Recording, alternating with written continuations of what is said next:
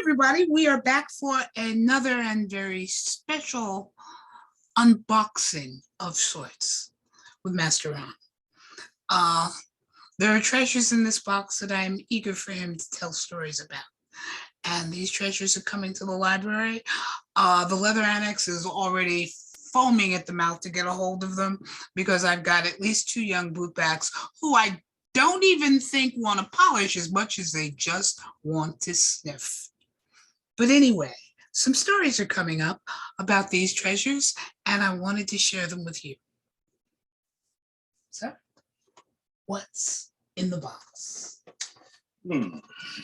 Well, let's start with these.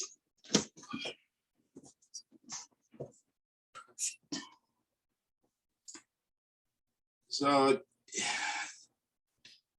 I've actually had these for a lot longer than most people do. These were my dress jump boots from when I was in the Army as a paratrooper. You'll note there's not much wear on the feet because you didn't wear your dress boots for anything except for inspection. Now, I haven't worn them in a while. They've been sitting in the closet for roughly, 10, 15 years, should we say, because I'm kind of partial to cowboy boots. But I also didn't polish them when I bought them. I just wiped the dust off. So whoever ends up trying to work on these, they need to remember that it's got a Marine Corps base. And the only people I know that can put this on are Marines. Sir, are you throwing out a challenge? Sure, why not? If they can get one shine on that can last 15 years and wipe off and be this shiny when the dust is on it, cool. Bootblacks, did you hear that?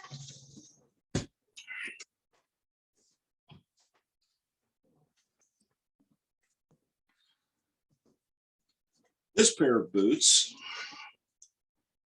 belong to my wife.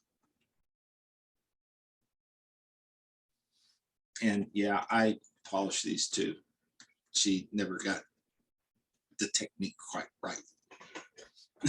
So, yeah, but they've been sitting next to mine all this time. And, she's not put a lot of wear on them because she didn't wear them very often either. Most of the time, she was like naked or barefoot. So, she didn't need them as much as I did.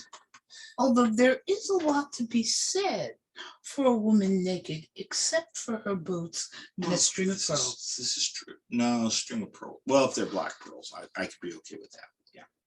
But white pearls. No, she's not that innocent.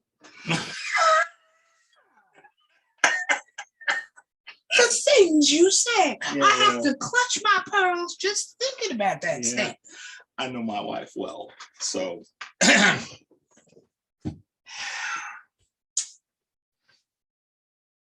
the next 3 items have some particular meaning to me. They're part of a bond between me and 3 other really interesting human beings.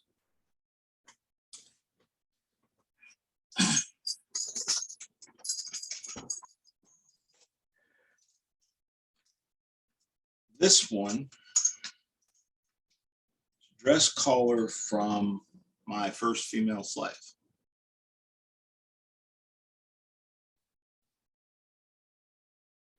It's been locked since I took it off her. It will never be unlocked again. This is her to me.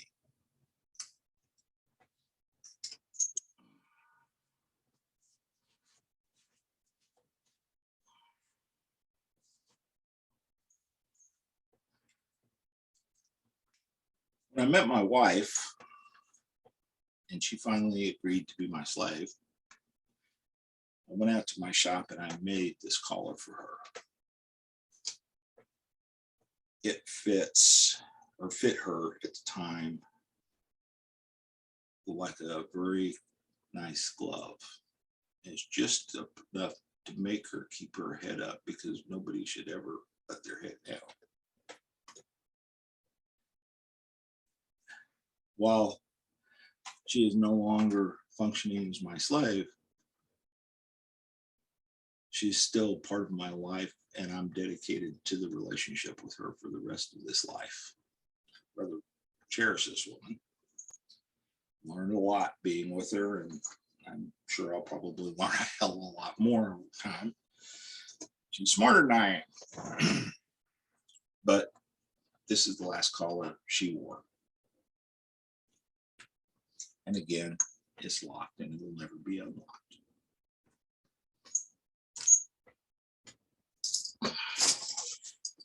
About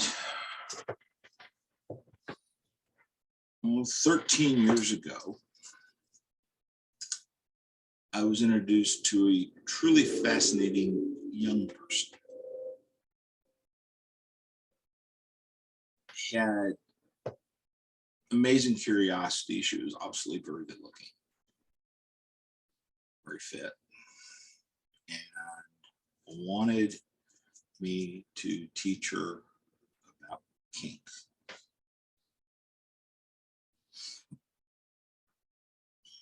And, I kind of thought about it a bit, because at that point I was 51 and she was 20. Okay. But I also kind of figured that if anybody was going to teach her, it probably should be somebody who actually knew something, so that she knew what not to do in the future. As things progressed, I became incredibly fond of her. And this is her collar.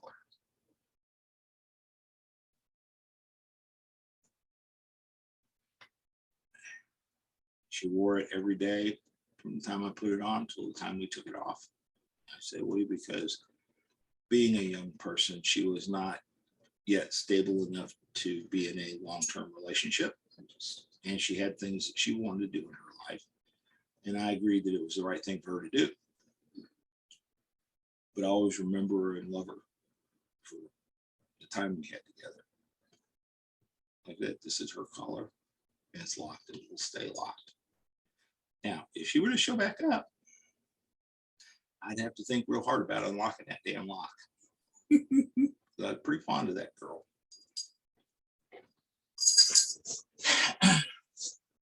I made this one for Sherry too. This is an informal collar for just, when we're gonna go do shit. Right? Running around and the errands. The collar that's not in here, which was her official slave collar, and it won't be in here until she passes, is a David Yurman silver rope chain that we had soldered closed while it was around her neck. It was irremovable, so it never came off. In fact, I had to polish it while it was on her neck. So I spent a lot of time doing that, because she couldn't see well enough with it around her neck to do it. I really love the collar. I really regretted having to polish it so much. It was bad. Silver in her body reacts. Some do, some don't.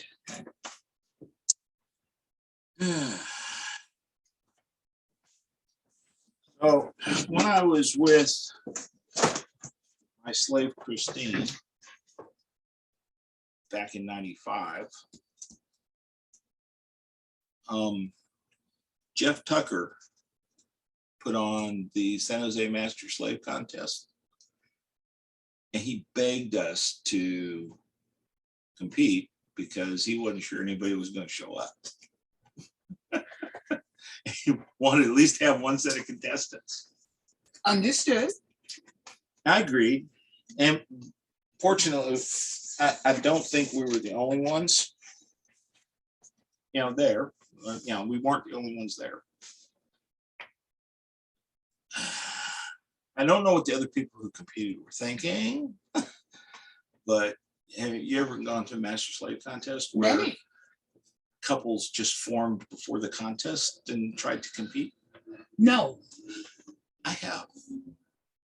I judged one in LA once, and they actually literally got together 2 weeks before the contest so that they could compete together. Yeah. Yeah. Okay. The two couples that showed up to compete against us were kind of that kind of thing. For whatever reason, San Jose couldn't attract masters and slaves. We had a lesbian couple and a gay couple and, you know, a mixed couple. Because Christine and I were both bisexual. So we could have a lot of fun. There's a lot of mix and match available. Anyway, so why eliminate any part of the population? we won that year. And this is a title vest that I have. Christine's, I assume, is still with Christine. That looks like Lee Willis's studding. This was made at Leather Masters, custom for me. That's Lee Willis's studding. It's like, Unfortunately, there's 1-2 studs that are damaged a little bit that need to be repaired, but that's not a big deal. You know, I only wore it when I went to competition events because, man, you got to fly the flag. Never wore it for anything but to go to other events. But that's what that is.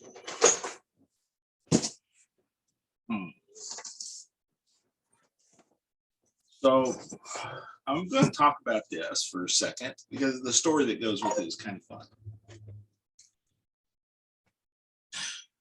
Sherry and I have been together, year and a half, 2 years, something like that. And, you know, pretty spectacularly happy with each other. And she was just pretty impressive to me. We went to Chicago, and God forbid, my old brain can't remember what the event was.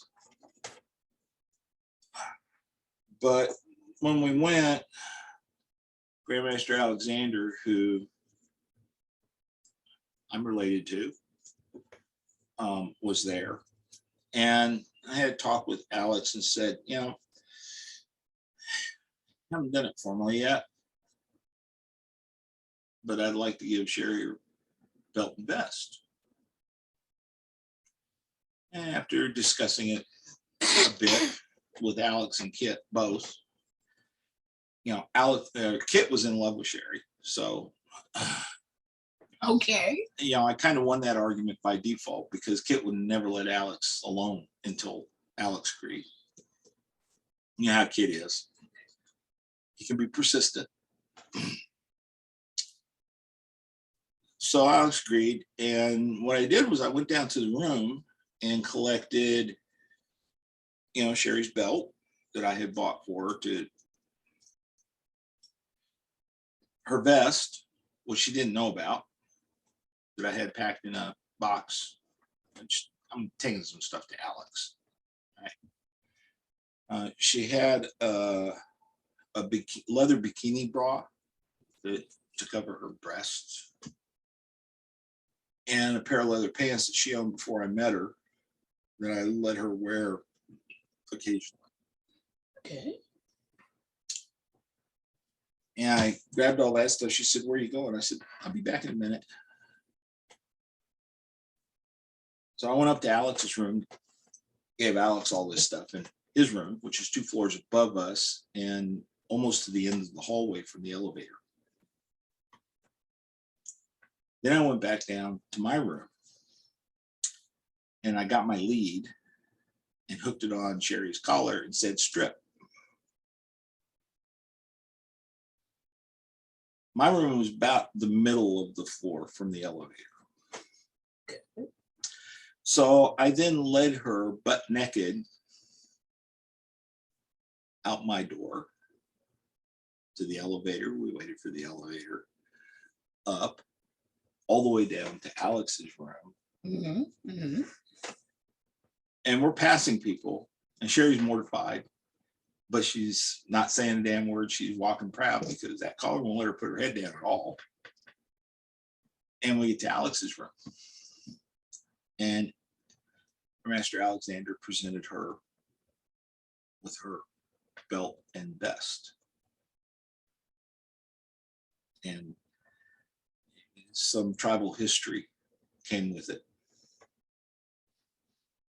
So Sherry became a member of our tribe at that point, not just by relationship, but because Alex agreed that she had earned it. But you got Sherry's vest in here as well. I'm not going to talk about that because it's just Sherry's vest, and we want it to be with the library. But her belt was special.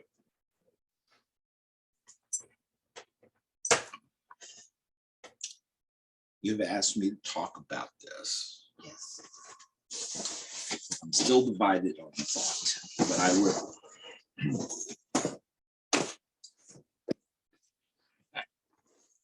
My leather jacket. This is not my original leather jacket.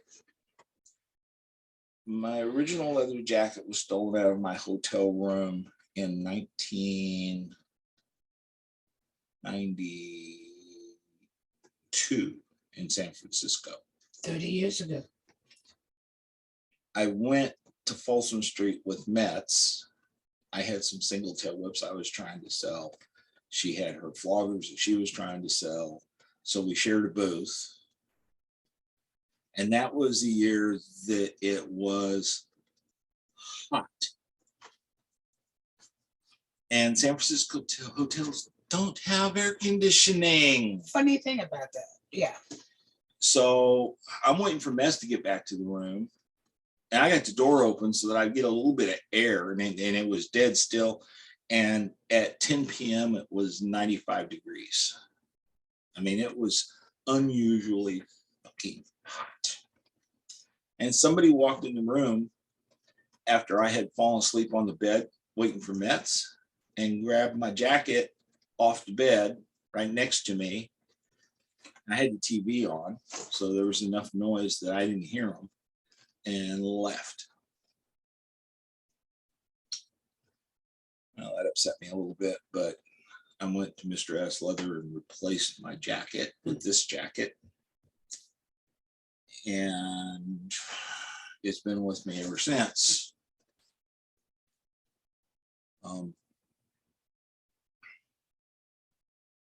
When I was still writing, it was a lot of fun to have a really nice little jacket because I stayed really warm.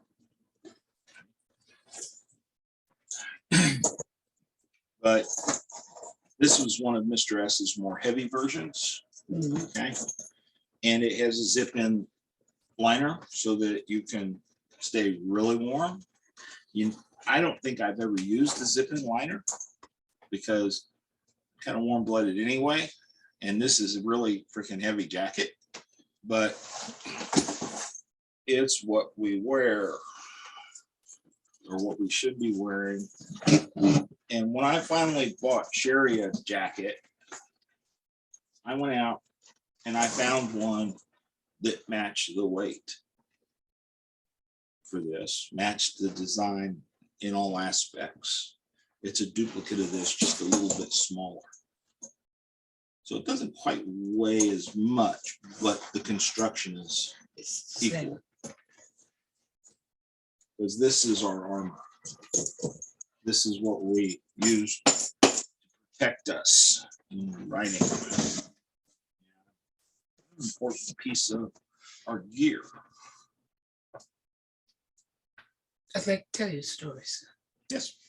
More years ago now than I can remember, I think it was 94, 95. Mistress Mira and I were down in Dallas to do one of the many Beyond Vanillas. And they were having an auction. One of the pieces going up for auction belonged to an old and very dear friend, a man named Jim Richards. And Mira and I bought it. And Jim was a little shocked to say, if you wanted the jacket, I'd just given it to you. I said, no, I wanted to contribute to the auction, but I wanted it for a very specific reason. There's a young man there in Dallas that we knew. His name was Shane. And Muir and I called Shane over and put Jim's jacket on him. While Jim was watching, it looked like it had been made to his body. A week from that day, he was due to ride from Dallas to Oregon on his bike for his first real job. His things were being shipped. And I wanted him riding in Jim's spirit with an angel on his shoulder. It's been 20 some odd years. He still has the jacket. It doesn't fit as well. He still has it. He I still know that wears it. feeling. But he is also still in contact with the man who was his angel on that ride. And occasionally he and Jim will still call each other just to touch base and talk.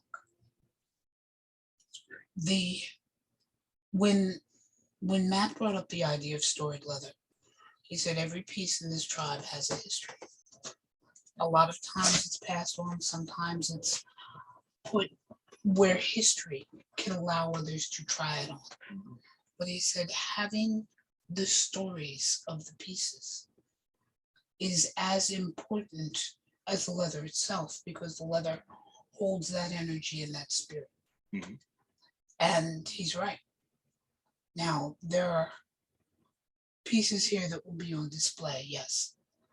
There are a couple of pieces here that we, at the library, we call them try-ons. So that a young leather person can not just feel the weight of the responsibility, but also feel the energy and the spirit that is in the piece. And boots are given. I still went until the boots got lost in this last move. I still stumbled around in my mentor's boots. And Jerry was a size 14. I'm a man size 7. So, but just to feel him every once in a while, because he gave them to me, I put his boots on. Because though he is long dead, I could still feel him in the boots. And in those try-on days that are so much part of the library, being able to feel the spirit is important. And yes, it's not your first jacket. I get that. Yeah, I have had it for But it's it's over 2 decades of 27 years, history. something like that. Yeah. And that is all in the cow that you wore. It's in the skin that I wear every day too. But some young leather person Can't wear my try skin. on Yeah, that. that's true. They can try on that. They can't. Well, if it contributes to somebody's knowledge of themselves, I'm happy. Now, I know you have to get back on the road Yeah, to I've got a venture little bit of back time. to What time is it? Tennessee. Yeah, no, I've got about half an hour. I've got a question for you. This day and age of media has produced a number of interesting movies made from books. Now, in my day, back in the 70s, one of the first books that I was ever given to read was The Story of O. Yeah. With all of the backstory that went with it about the challenge to Rayage, to write in the style of Desaad, as well as the fact that it's a psychological study of submission only a woman could write, no matter what style she was copying. The Story of O was made into a book. Or movie. Into a movie, forgive me. The Image was made from book to movie. No matter how badly they did it, Exit to Eden went from a book to a movie. Yeah. The most recent in this chain has been 50 Shades of Grey. Now, you are a voracious reader. Yeah. You are also someone who enjoys cinema. Yeah. Looking at all of these titles, and probably more that I'm not even thinking of, how do you think book, movie, one or the other, or both, in this particular series or others, has influenced not just our tribe, but the public about our tribe?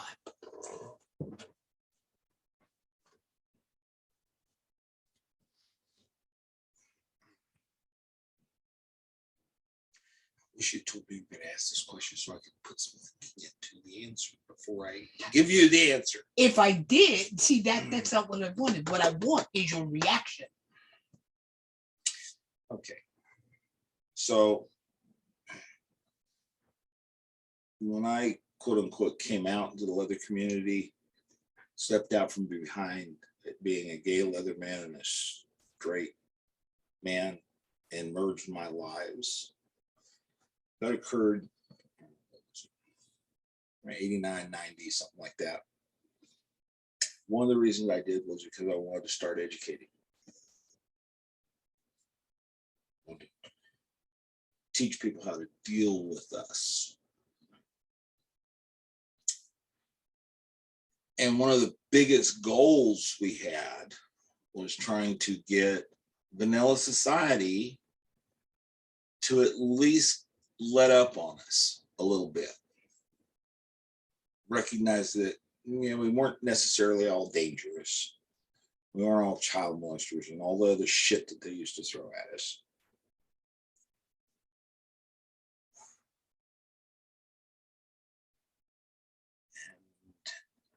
I don't remember what movie it was, but there was a movie that included some sadomasochism in it that didn't trip the trigger of the public, that was accepted. We were making a pretty concerted effort to do some light work in a couple of the more vanilla clubs in LA at the time. And so I would go and work with whatever girl I was with at the time, or working on. Sometimes I'd just go and somebody would come up to me and say, "Do you mind?" Okay, you know. So I saw the vanilla public that was there, okay, being more tolerant of us. What's the name of that damn toy store that's on Hollywood Boulevard? Pleasure Chest. Pleasure Chest. And I used to go there because they had a couple of things that I was looking for, specific implements that I wanted to learn and add to my repertoire.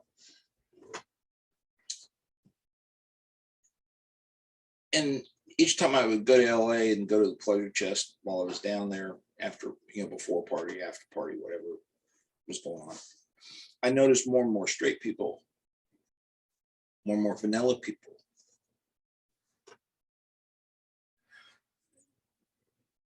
So I was kind of encouraged that, you know, we kind of opened the door a little, and we're getting a little bit of acceptance. Now, personally, I love the story of O. I like the movie too. Yeah, it doesn't match the book. I didn't have the backstory of the book because I was just never that literally interested in what the backstory was. I was more interested in reading it and jerking off.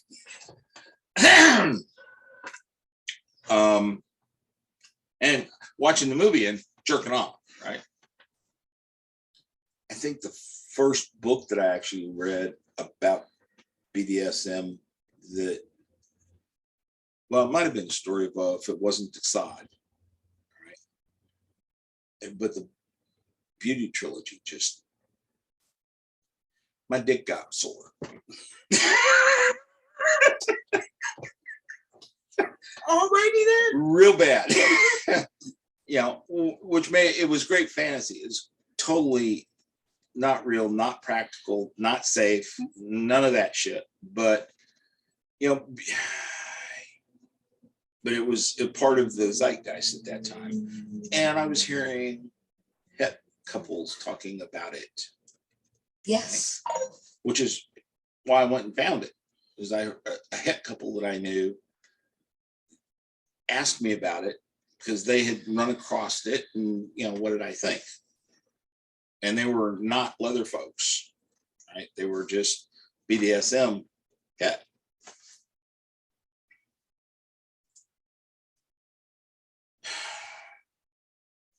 Story of O didn't do very much damage.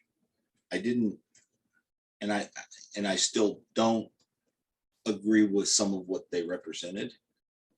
Okay. In fact, I really don't agree with some they represented. It's gotten worse, my disagreement over time. But that's okay. It was fantasy. I'm fine with that. Yes. Okay. I'm sorry. Exit to Eden, the book, didn't really do much for me. I wouldn't pan it. It was fairly well written. Okay. The movie totally sucked. Movie was horrible. I mean, it sucked hind tit on a boar. Gary Marshall said that he was put in a very, very awkward position in that they were about a third of the way through filming and they had to do a complete rewrite. They had to change it into a comedy in order for the studio to continue with it. Well, he should have just killed the fucker. Well, That would have been better. Okay. That's my opinion. Okay. I have not read 50 Shades of Grey. And I never will. But you have seen its influence. I did see the movie only because I think she's really hot. And I wanted to watch what happened and jerk off. There's a theme here, right?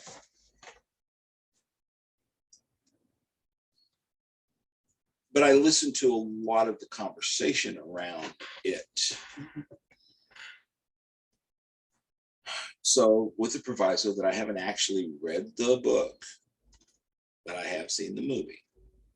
It's the most dangerous piece of shit that ever got put out. I'm not going to say that I disagree with you. I'm just curious as to what makes you say that. As we've talked about many times in this whole series of videos, I see the tools as tools. The real vessel of what I'm working on is the human mind and the body of the person that I'm working with. There's such a wide spectrum of things that you have to consider before you engage in the work that are necessary for you to be prepared for any potential outcome, to ensure a safe entry and a safe exit. Yes, indeed. And you've seen how I prepare for the, oh Yes, shit, indeed. I fucked up, right? And it's no different with everything else that I'm putting into this particular piece of work. And none of the safety considerations are in the material that I've observed. Yeah, they kind of soap some things a little bit, at least in the movie. I don't know what's in the book, like I said. But the real important stuff that this is all about does not exist anywhere. In beauty, guess what? There was a whole bunch of that stuff. How they got to it wasn't quite right, but it was fun. Okay. It was also portrayed as fantasy. Yeah. So it wasn't a big deal. Exactly. Story of O, right? They had, where they were going with some of the psychological and stuff, they actually never really did anything unsafe. Also true. Okay. They didn't say that they were taking precautions, but you could see from the way they prepared things that there were safety concerns. Okay. Anybody who knows what they're doing can watch it and say, oh, I see why they're doing that. I can see why they're doing that. Okay. Yeah, I'm not going to talk that exceeded. No. But I didn't see it. Delicately bonding somebody isn't about safety. Putting a thing in their mouth gently is not about safety. knowing that they might have asthma or how you bind can cause breaks, or just the plethora of things that you have to think through and understand before you actually do this shit, that they did not communicate in such a universally accessible format. I couldn't go anywhere when that book came out and not hear about the fucking thing. Which is part of the, if all these straight white women are reading the fucking thing and talking about it in public, I wanted nothing to do with it. Now, You give me, as you put it, an old cranky grandma black dyke who's getting excited about it. Okay, I'm in. But all them straight white women who've never had their ass paddled? Now, for the sake of a different train of thought. Okay. Well, different train, same track. Yeah. As someone whose lifestyle has been very public, damn near actually all my leather life, I had more conversations with some of my old high school classmates, some of my old college classmates, people that I knew in my straight life from my genealogical society and so on and so forth. Mm-hmm. I had more conversations in the year after that book came out than I had in the first 35, almost 40 leading up to it. Okay. Predominantly with women. Yeah. Now, I say that as a preference to go with, I've tried to put a value judgment on this and I really can't. For good or ill is probably the better way to put it.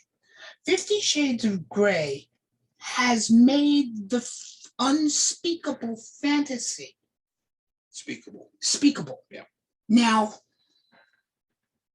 and both for men and women, more for women than men, so but for both. For me, the problem with that, okay, and this is the considered thought that's been processing while we've been talking.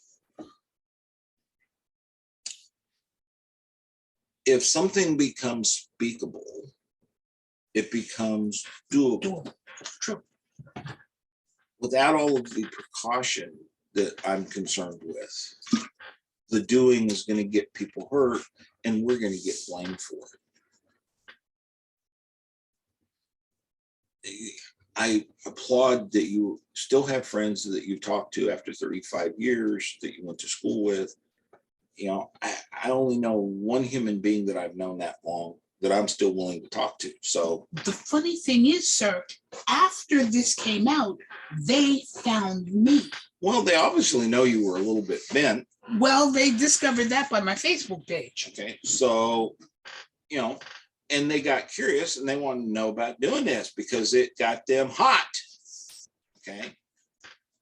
And I don't have a problem with the fact that it got them hot. What I have a problem with is that, they're going to ask their husband to do something and their husband doesn't know shit. And they're going to cause, let's say, a vagal reaction.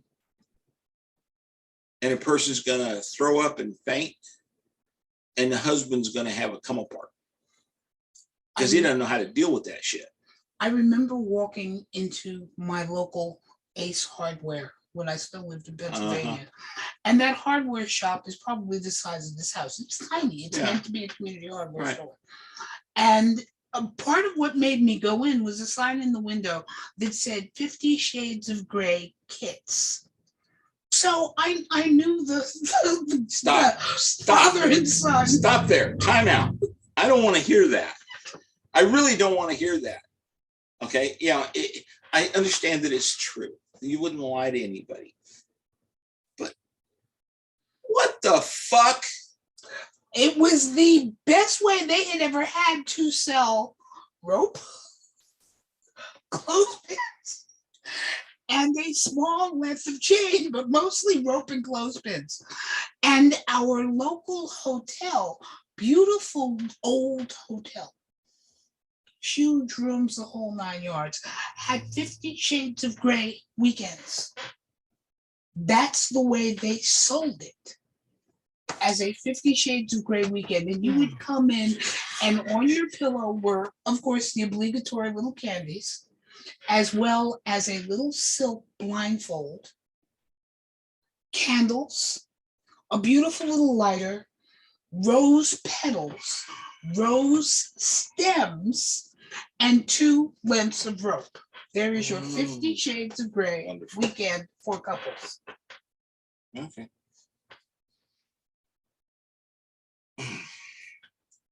You know, I love the fact that, you know, all these straight unkinky people got a little bit hot over what we do. That's cool.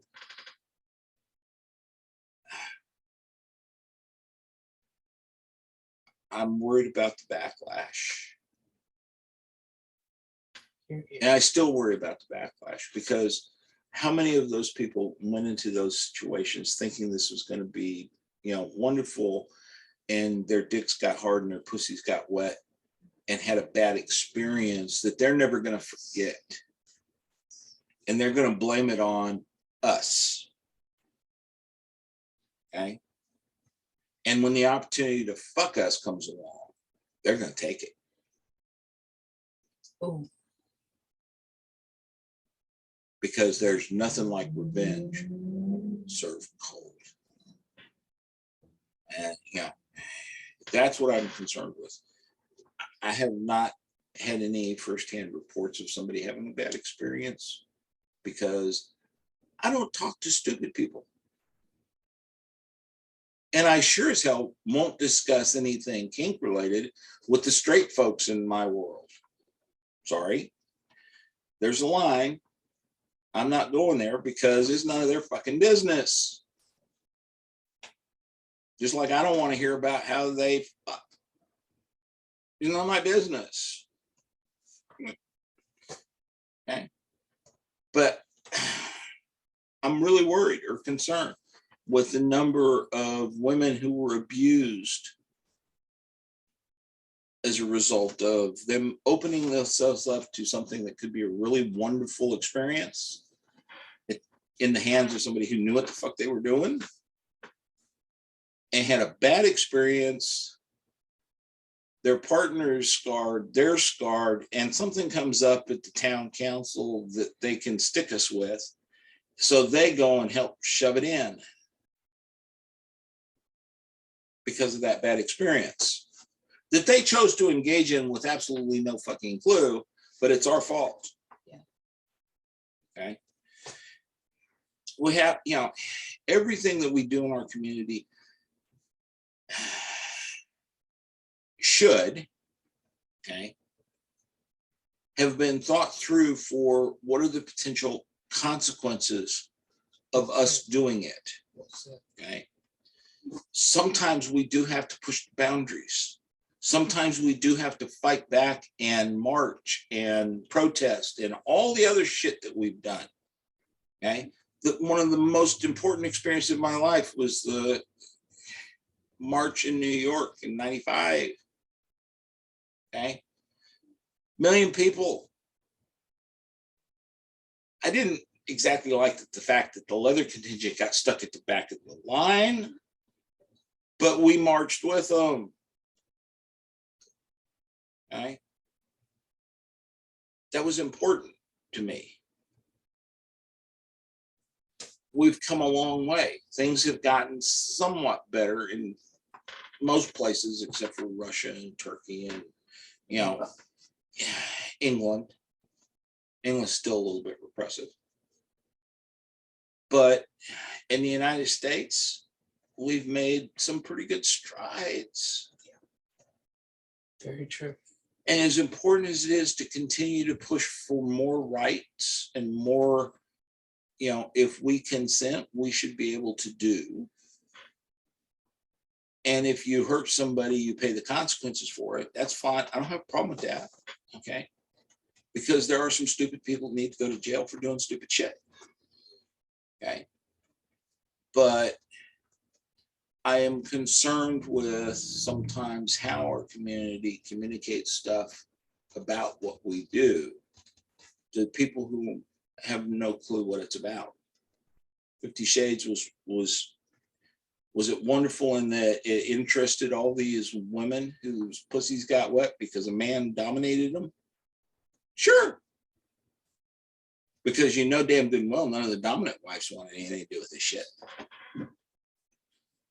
Although, you know, you show them a strap-on fantasy, they probably really go. Yeah, you know? well. And that's not in there that I know of. Anyway. Thank goodness. Okay. Huh? Thank goodness. Yeah, but I hear there's another one coming that might have a little something else in it. I don't know. Anyway, I don't care because I'm not fucking watch it. I saw what I wanted to see. She is exquisite. And I had my fun. And now I'm moving on. You know, nice fantasy. Dick got sore. Let's go. You know, but what are we going to do when they come back at us because they didn't experience something good, or they got hurt, or God forbid somebody got killed, or any of the other stuff that's possible because they never had any education, no experience, no training, no morals around the responsibilities that come with none of that, right? Hell, there's people in our community that I worry about for exactly that shit. Okay.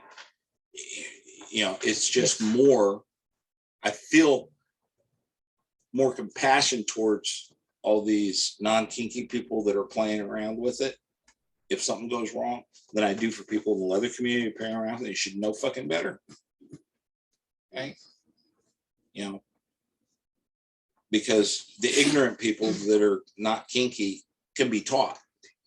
Well said. Well Okay. said. The stupid people in our community who have access to the education, access to people that can help them learn and supervise them until they're competent and choose not to and hurt somebody, they're stupid. There's no cure for that. They don't need to be in our community. They're going to get us in trouble. There's already a backslide on gay rights, LGBTQ rights. There's already a backslide on it. Okay. We're getting a lot of pressure on our community right now. If we think that, and I'm dead serious when I say, if anybody who listens to this thinks that we can't be reclassified as committable in the DSM, you're fooling yourself because we can. All it takes is enough societal pressure for them to turn everything that we do and enjoy, including just men and women fucking each other, back into, you can put us in a mental institution for the rest of our lives. Okay. And, you know, I don't know what the tipping point's going to be, but every fuck up is an added, you know, bit of weight on that side of the scale. So I'm a little concerned. Yeah. I'm glad people had fun with 50. Yeah. You know, I think kinky people or straight people need to loosen up a little bit. Okay. But at least try and learn something about it. Okay. I really applaud the hardware stores marketing initiative. That's pretty cool. What the businessman in me goes, holy shit. That's recognizing an opportunity and seizing it. 50 Shades of Grey kits. And they probably and snap hooks. And they And snap probably hooks. I forgot about snap hooks. And they probably upcharged on everything in the More kit. than likely. Yeah. Which would be good business. You know, so likely. I gotta applaud those people just from a businessman standpoint. But yeah, that so that's kind of where I'm at on this. It's a larger conversation than just the literary criticism. I think we should reach out to these people and give them exposure to the things we do, so in a way that helps them understand that, you know, the true practitioners of our arts are incredibly caring, incredibly compassionate, passionate about the work, and skilled. Okay. That's an important lesson for them to understand. We're not, those of us that spend our lives developing our skills to be able to do this safely every time.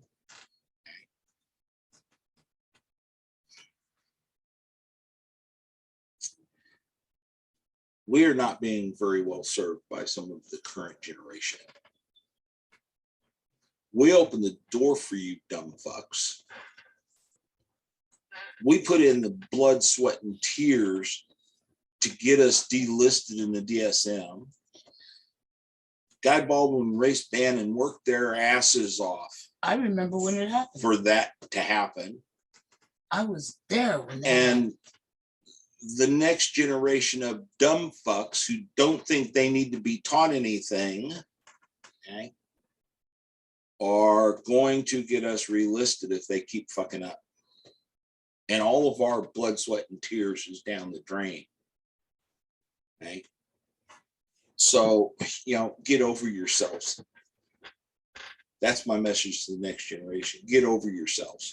We earned it. Maybe you should consider listening to people who have been doing this longer than you've been alive, or that your parents have been alive. I've been doing this 49 years, and when a 20-year-old tells me I don't know what I'm talking about, all I'm going to say is get fucked and get out. I've been doing this longer than your parents have been alive.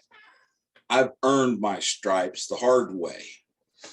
I fucked up. I've had to pay the price for those fuck ups, and I've had to put people back together that other people fucked up. You don't get to tell me I don't know what I'm doing, and that I shouldn't tell you how. Because I'm not telling you how to do it, asshole. I'm telling you what to look out for. I'm telling you to be careful. I'm telling you the things that can happen. I'm trying to educate you about potentials. Is any of it gonna happen? No, I don't know. But you know something? If you don't know that it's possible for somebody to go into shock because you worked on them a little bit much, and they go into shock, they could fucking die, dumbass. You better be prepared to treat shock and understand how. Or know what an insulin reaction looks like. Or know what an insulin reaction looks like. So on and so forth. Yeah, and if you are working with somebody who is potentially going to have an insulin reaction, and you didn't know that they might have an insulin reaction, you're even stupider than the other dumbasses. Because if you don't know every medical condition of the person that submits to you,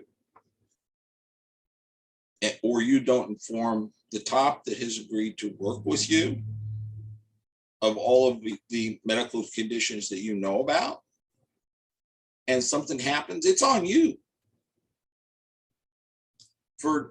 Not for being incompetent, not for making a mistake, but for being incurably fucking stupid. If you don't care enough to know all that stuff, you should not be doing this, because you have no right to be taking another person's life in your hands. Well said, sir. A lot of people won't like me saying it, but you know what? I'm old. I'm cranky. I'm a Marine. And if they don't like it, they can get fucked. And if they want to talk to me about it, just remember, beware old men where young men die. Because I'm not going to be gentle. Well said. Thank you, sir. That's just how it is. I kept my mouth shut too long. Probably should have said more sooner, but you're saying it now? There it is. And it's preserved so that others can hear it. Thank you, they'll sir. even listen. The message is now there. Yeah. We'll see.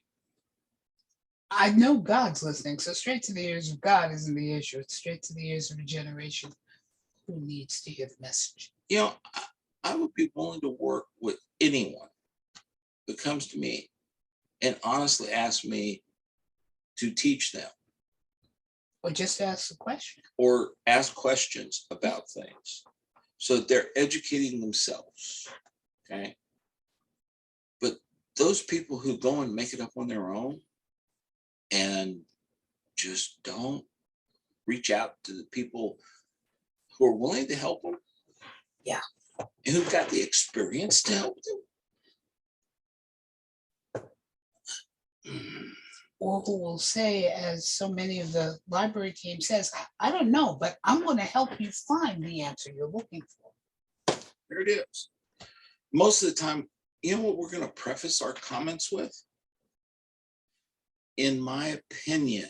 Hear, hear. Okay.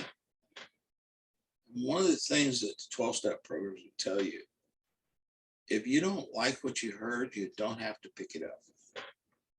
But you don't get to tell the person who said it that they're stupid. If you ask, listen, try and figure out, okay, how the hell is that relevant? You know, how does that apply?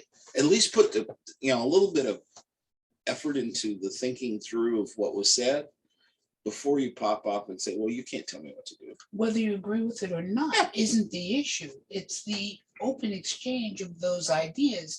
And maybe the exchange will help you formulate an opinion. Yeah, I'm grateful for some of the men that taught me because they were very direct and they're getting my attention and getting smacked up behind the head when you did something stupid. You're getting the house spot? You usually got your attention. Yes, indeed. And the couple of senior female bottoms that agreed to help me learn. And they're correcting my misbehaviors. I'm incredibly fortunate because it taught me how to think. Taught me how to think about the work. It's not about how pretty you can swing the whip. It's all about what is the impact of that whip going to cause? Where is it going to happen? How do you measure that? How do you keep control of the chemistry while you're doing it?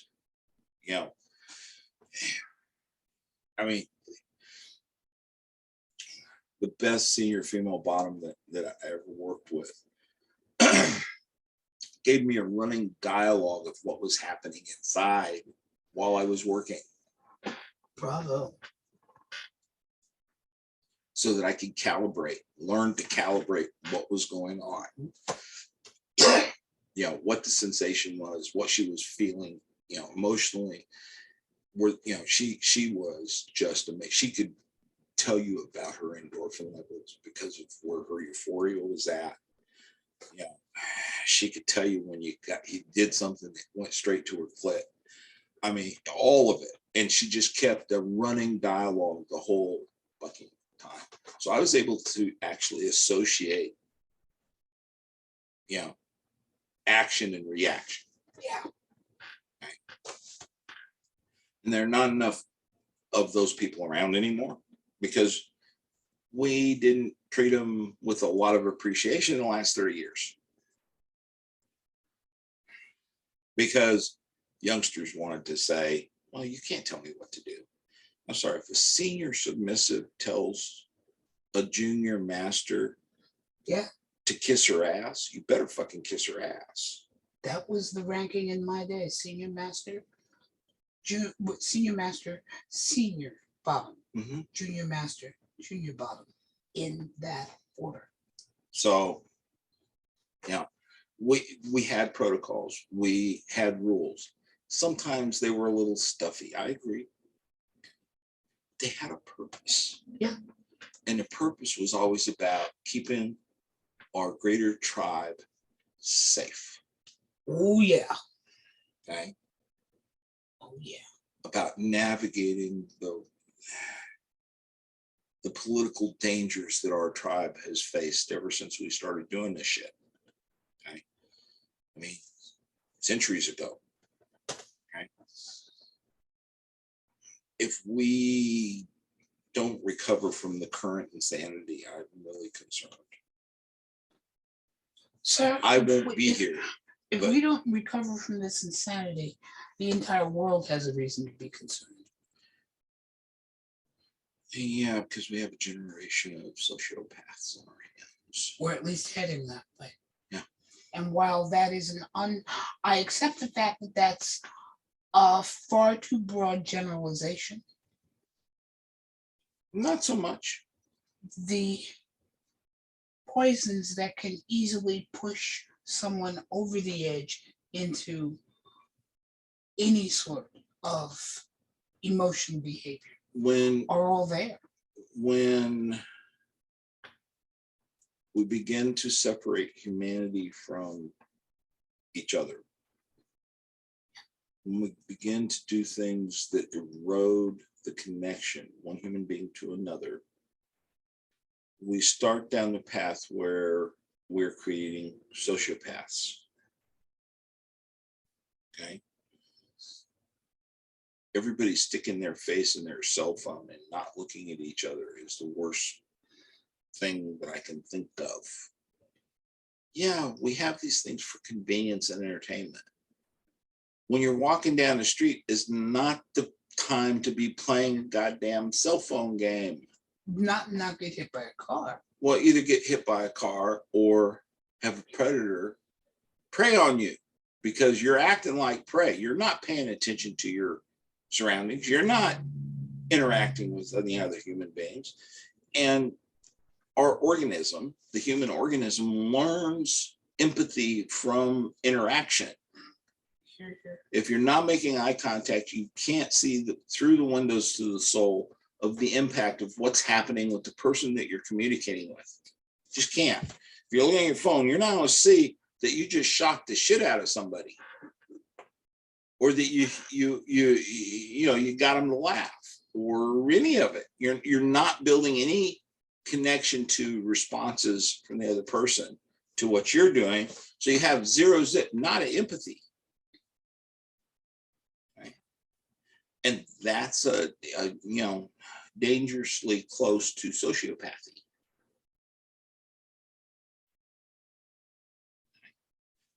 Look it up. It is not far. Okay. So I'm a little concerned about that in general. Okay. Within this community, I'm even more concerned about it because what we do is dangerous. You're not able to empathize with somebody. You really should not be working on somebody, because empathy is the number one skill set that you need as a top. Because you have to be able to read the response.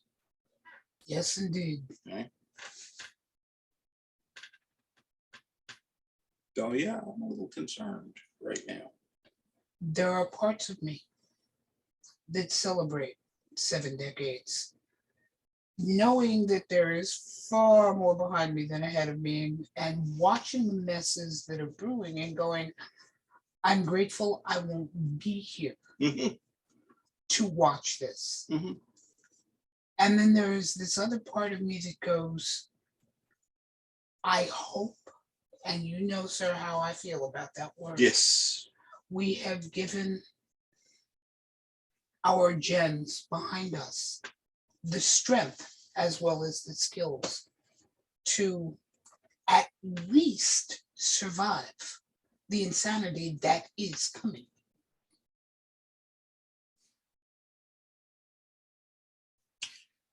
I'm glad you have that hope. I didn't say faith, I said hope. Yeah, I know. And I hope you understood what I said. Yeah. We live in very interesting times, unfortunately. People tend to forget that that's a curse. People tend to not pay attention to a whole lot of shit, period. Well said. Well You said. know, I can't make people pay attention. You know, you can lead a horse to water. You can't force a sucker to drink. I know. I have had lots of horses. I've worked with lots of horses. I used to shoe horses for a living. You can't make the fucker drink. Okay, not gonna happen. And if you try, it's entirely likely that 1,200-pound animal is gonna turn around and kick your ass. So, you know, humans are worse. Most of the humans I meet these days aren't as smart as my horse. So my horse at least knows to not go into dangerous situations. Right? He's a prey animal. He knows he's a prey animal, so he doesn't put himself in bad spots. I would say that's smarter than about half the people that I've met lately. My old horse, when he got pissed off at me, he knew how to get me off. And he would do so to remind me that I had a job to do too. And I needed to get up off his shoulders and stay balanced in the saddle. So, you know, like I said, my horse is probably smarter than a lot of the people I've met lately. You know, and that's a sad comment on humanity. Yeah. But when I'm engaging in an activity that is a active thinking required activity, and I'm seeing people that aren't as smart as my horse, it makes me nervous. Okay. You know, I don't have a problem with young people playing around. Okay. I have a problem with young people doing things that, a little edgy. Okay. I have a problem with them doing it without somebody who knows what they're doing, supervising, just to make sure that they stay safe. Or with wanton disregard for the danger and the activity they're engaging. And I'm really disappointed with the current crop of quote unquote dungeon masters.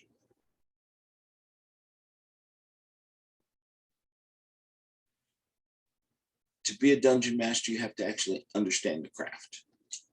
Had to. Had to. Forgive me for that correction. No, that's a linguistic correction have, that is not have. Had. Justified. Okay. To me, now you can't say that.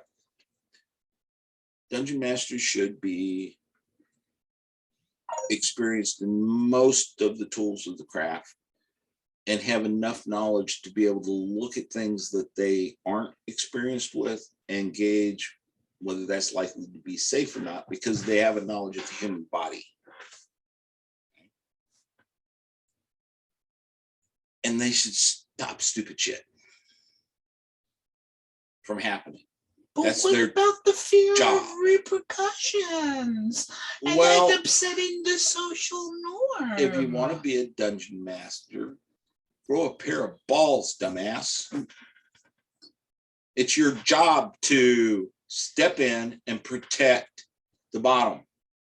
I could give a fuck about the feelings of the top at that point, because they've already caused me to dismiss them as a viable human. If I have to step into a scene because I see something that unsafe, they have abrogated their right to breathe to me. It's our job as trained, experienced people to stop stupid shit.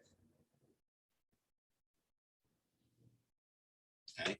That's how we protect our community. That's how we protect those people who I consider to be the most valuable resource in our community. I'm a dominant sadist. A submissive masochist is the most valuable person to me because they match me on the channels that I need to be matched on. I can play with a dominant masochist, but it's just play at that point. It's not real work. Okay? Because they've got an opinion. If I step outside the line of their opinion, then they're going to express it. Spanking bottom's a good example. If you don't hit them just right, you're going to hear about it. Okay. But a submissive masochist, I don't care how handicapped they are. I don't care how ugly they are. I don't care how old they are. They are the most valuable resource in our universe to anybody who's a sadist, because we can't do what we do that gets us off without them. If they're submissive on top of it, oh, fuck me, that's gravy. Okay. So it pisses me off a little when I see them get hurt. I've said this a couple of times, I think, in this series of conversations. It's important to me that these children grow up and not damage people that I find as the most precious resource in our community. It pisses me off a little bit. And on a larger scale, Mm-hmm. not damage the community itself. Yeah. Because you are going to be in charge of it at some point. Oh God, I hope not. You know, anybody that hears me talking about this way is going to say I'm just being a pessimist. No, Closer to realism than I'm a world-class even I systems want to deal analyst. Okay. I look at things and I can tell what all of the potentials are of the thing. I'm not seeing many good positive outcomes from what I'm seeing right now. Yeah, I see some very talented, very concerned young people above the age of 35. Okay. Okay. I'm not seeing a whole lot of people below the age of 35 that I even want to associate with.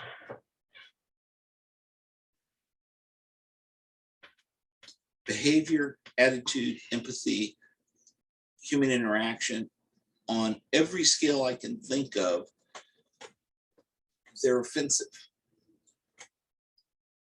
Is it because that fruit ain't ripe yet? Or that fruit ain't going to ripen? No, I said 35, not 25. No, I'm talking about the 25-year-olds. Well, Is it because that fruit just ain't ripe yet? if it's 25, it's not going to ripen. That's what I was afraid to say.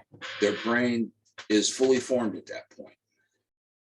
Unless something happens to them that caused them to, what we say in the 12-step groups, hit bottom, and opens their brain up to the possibility that they might be wrong. Yeah, no. If they're younger than 25 and they get help in the process, and obviously I think they have to be over the age of 18, because anything you do before that is not cool. Well, we have a window of opportunity, about 7 years, to help them form better. Okay. And I think when we see someone that, you know, has any potential at all, we should reach out to them, give them encouragement, and be available for support. I mean, you know, I participate in Vet Life. You know, I see the feed of people all the time in groups and such, and every so often I'll see some young person who something in my subconscious mind flags as interesting but vulnerable. Okay. Good. That's the predator in me flagging them as potential prey. If I'm flagging them as potential prey just by looking at the picture, okay, they're prey in the real world. Yeah. So what I tend to do is send a message and suggest to them a couple of safety things that they need to consider while they're engaging with people on Vet Life. Mm-hmm. Okay. So that they don't end up hurt or dead. Okay. And yeah, they probably don't appreciate this old fart doing that shit. I would think that would be the gift. Well, that is the gift, but you know, they're in the 18 to 25 crowd. They think that I'm over the hill and don't know my ass from a hot rock. That's okay. About 2/3 of them don't ever respond. Occasionally, one will send me a thank you note. Okay. And, you know, I tell them if they do that anytime they want to ask a question or they're concerned about something, feel free to write, you know, because at this point, too fucking old to do anything with it. But I can answer questions. Hear, hear. Okay. So yeah, the old wolf will raise a little bit, but then he'll go, I'm too tired for this shit. You know, I'll go on my plate. Full life. Got a wife that I'm absolutely adoring and in love with and have been since I met her. So, you know, I don't really have any need to reach out past that. Yeah, there's a protective instinct in you that I adore. But there is a protective instinct in me for those very, very valuable, rare humans. Hear, hear. That make everything that I've learned about you. Because, oh, what a joyful thing that can be. And, yeah. So, yeah, you know, up to 25, I think that a lot of people can be helped if they'll just listen. Okay. From 25 to 35, there is no fucking help. Alrighty. Okay. If they're not going, or at least partially down the correct path, there is no help, because from 25 to 35, you honest to God believe that you're invulnerable and invincible and immortal. 10 foot tall and bulletproof. Yep. Yeah. I mean, you know, the younger kids have that a little bit too, but they don't have enough ass to act out on it. And from 25 to 35, they do.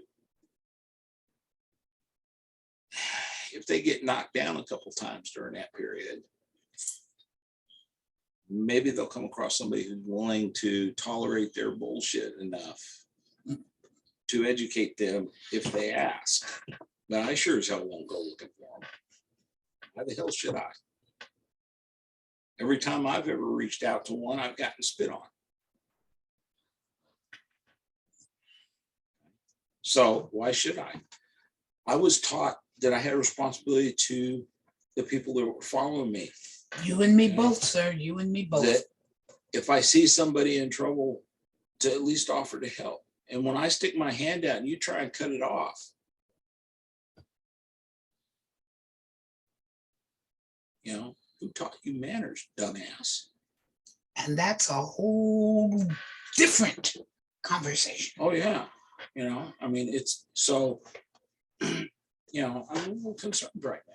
So, yeah, I'm a little pessimistic about what's coming behind us, because there are not enough of them that actually have manners and are willing to at least listen to different concepts. Yeah. Okay. And is, I don't have the patience for that bullshit. You do. I've watched you. Okay. You can reach out and you're capable of staying calm and not getting in their face and trying to make them piss down their leg.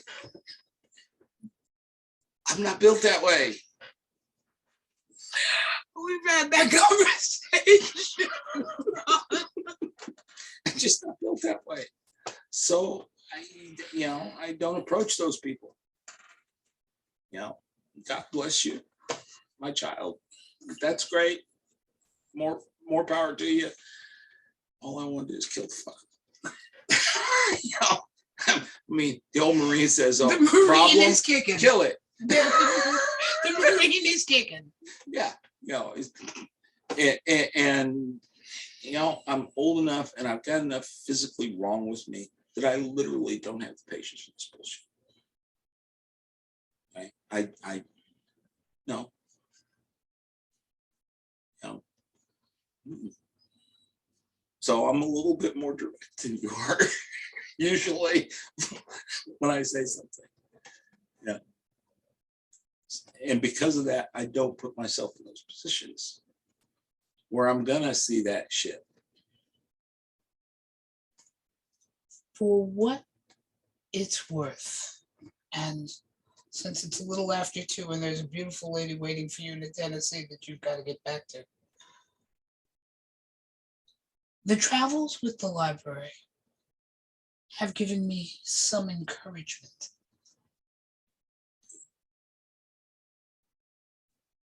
There is a very young generation, and I'm fascinated in many ways because of the age gap. Mm. There is this generation that is between about 24 and 30 that is desperately seeking knowledge. They're still a little rocky as to where to get it, but they've begun to seek it. And that I find encouraging. There is Okay, a let me ask you a follow-on question to that. shoot. Because if they're seeking it, that's an improvement. Yes, they are beginning But to seek. are they also exhibiting a willingness to learn? Yes, the seeker wants to learn. And that is why I keep doing I'm willing to tilt at windmills. Why I keep doing what I'm doing, because there are those who are coming to the library, one of whom is a young woman from Philadelphia who wants to spend the rest of her life in business that is a service to her community. So she came to the library, spent a week in conversation with me, in conversation with Jill, going through every file she could find on anything that had happened in Philadelphia in the last 35 years. I found 2 youngins in just outside of DC who were doing advanced research on the LGBTQ community and how it had in the past reached out to its leather and drag brothers and sisters. And how Yeah, we have always been kind of close with the drag. And how to cement those kinds of bonds, because the coalition is stronger together and we are going to need each other for the hurricane that they believe is coming. I'm looking at the seekers, because not that many are seeking, but those who seek are determined.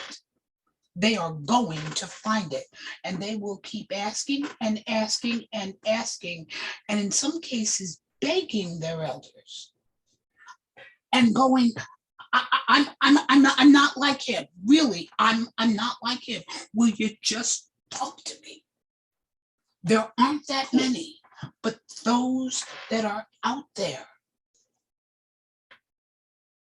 have a hunger to learn. And that is the encouragement. Do I wish there were 20 times more? Yes. But I'm seeing more than one every now and then. So feed the little fuckers and they'll breed. You like turtles. They'll be coming out of the woodwork eventually. From your lips, sir. But I'm seeing them with the thing that Matt and Charles convinced me to do once a month. It started just with their little group. Now we get that group of 18 plus about 18 more. And it's beginning to grow because those who are seeking actively, and others like you, like Scott Erickson, like Jack Fritzer, those of us who are the historians the wisdom keepers, the experience keepers are getting together to form the knowledge bases that kids can find. The last couple of times, and I'm not sure you know Scott Erickson from Boston, is a tribal elder, but more importantly, is a tribal historian. And those who are beginning to seek him out to ask about the history of the area has surprised even him. The same thing is going on with the Carter Johnson in that area in Boston. More and more writers are coming out to share their craft, which is bringing out a generation that's asking questions. Now, it may be small, but it is beginning to form. You know, if a writer comes out and they get something published, let's say they only sell 1,000 books, they're going to hit 10,000 people with it because that book can get passed on and passed around. And, Yes. and you know, if it's good or has something interesting in it, Yes. they're going to show their friend what it says, and you know, who will borrow the book, and then who will loan it to another friend while friend one is pissed he never got his book back. Yeah, but that's okay too. But that's okay because the knowledge is being spread a little bit at a time. And yes. That's why I'm so eager for you to work on yours. Yeah, well, you know, I gotta finish my master's. I've got to remodel my house. And I've got I'm a patient woman. And you know, hopefully I finish it before Good I pass. No, not hopefully. You will finish it. Good things are worth waiting for. No, you know, look, it's just my opinion. Opinions are like assholes. Everybody got one. Most of them. Mm-hmm. But every once in a while, somebody farts and it actually smells like roses instead of cow shit. And you got 130 pages of roses there. Well, I appreciate that you feel that way because it's from the heart and it's built out of experience. Some very, very painful experiences. The best teacher. You know, experience. I'm still trying to make amends for this set of things, and that's part of it. Experience, the best teacher. Well, I agree with that, but god damn, couldn't somebody have just warned me? I've asked the same question. Couldn't you just send me a memo? Dear universe, just pop it up on my Just pop it up on my computer screen. Hi, this is the universe speaking. Here is the memo. Do this or don't do this. We're watching. I asked for that. I didn't get it. You have more pull. Like hell I do, because I didn't get the fucking memo either. So, you know, you're in the same boat I'm in. Yeah, you know, we make mistakes. It's what we do with the mistake. Here. It's not that we made the mistake. If we recognize our responsibility in whatever it was, if we recognize that it was a lack of skill, okay, practice more until you actually master the skill. That's why we call people master, not because they own property, but because they have mastered skills. Yes, sir. Right? If you make a mistake because your ego got in the way, fix it. Figure out how to get your ego out of the way and unfuck it. You know, it doesn't matter how the mistake occurred. Yeah. If you don't want to carry it with you the rest of your life, you need to make amends and deal with whatever shame you have about it effectively, which means you have to actually apologize and mean it. Okay. Which sometimes a top apologizing to a bottom feels humiliating for the top. It should, because if they had that attitude in the first place, they should feel humiliated. This is not an okay attitude. They're your partner. Even if it's temporary, they're still your partner. Yes. They have to participate. This is an active participation sport. Yes. You know, you know, so whatever it is, own it, figure out what you didn't do right, Make sure you've made a good apology, and then do whatever it fucking takes to not do it again. Get the education, practice, whatever. Just don't do it again, because the second time is not a mistake. Yeah. The second time is intent. Well said. You know,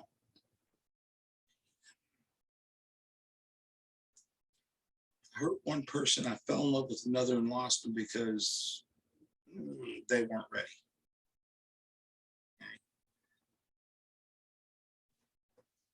It hurts when I think about it. I'm still ashamed of myself in at least one of them. Okay. I'm still trying to make amends for it. But it doesn't mean that I'm going to stop talking about what I think is important. It doesn't mean I'm going to stand back because some punk kid who's wet behind the ears and still hasn't sucked his first tit is trying to tell me I don't know what I'm doing. Okay. If somebody asks for help, I'll help. If somebody wants to sit down and listen and ask questions, cool. Anybody that wants to disagree with me can do so after they've thought about it for a couple months. Because a lot of the stuff that I talk about is not 101. You know, I'm talking 600 better course material. This is, you know, postgraduate degree stuff. There are a lot of layers to what we do that nobody thinks about. Right? This is physical. It's psychological. It's spiritual. Better fucking have them all in tune. Or you're gonna hurt yourself or somebody else. So, you know, and you can't listen to a conversation about it, discuss something about that, and understand it while you're sitting there.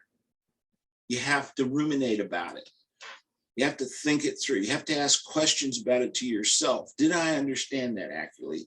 Does that have any implication for me? You got to do the work in your head.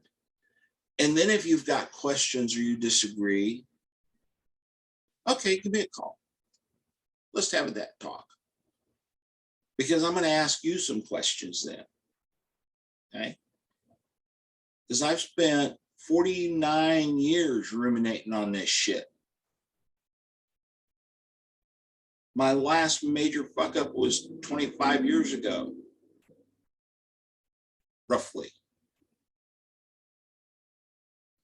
I've been thinking on that one ever since it happened and trying to figure out how to make amends and apologize and all of that.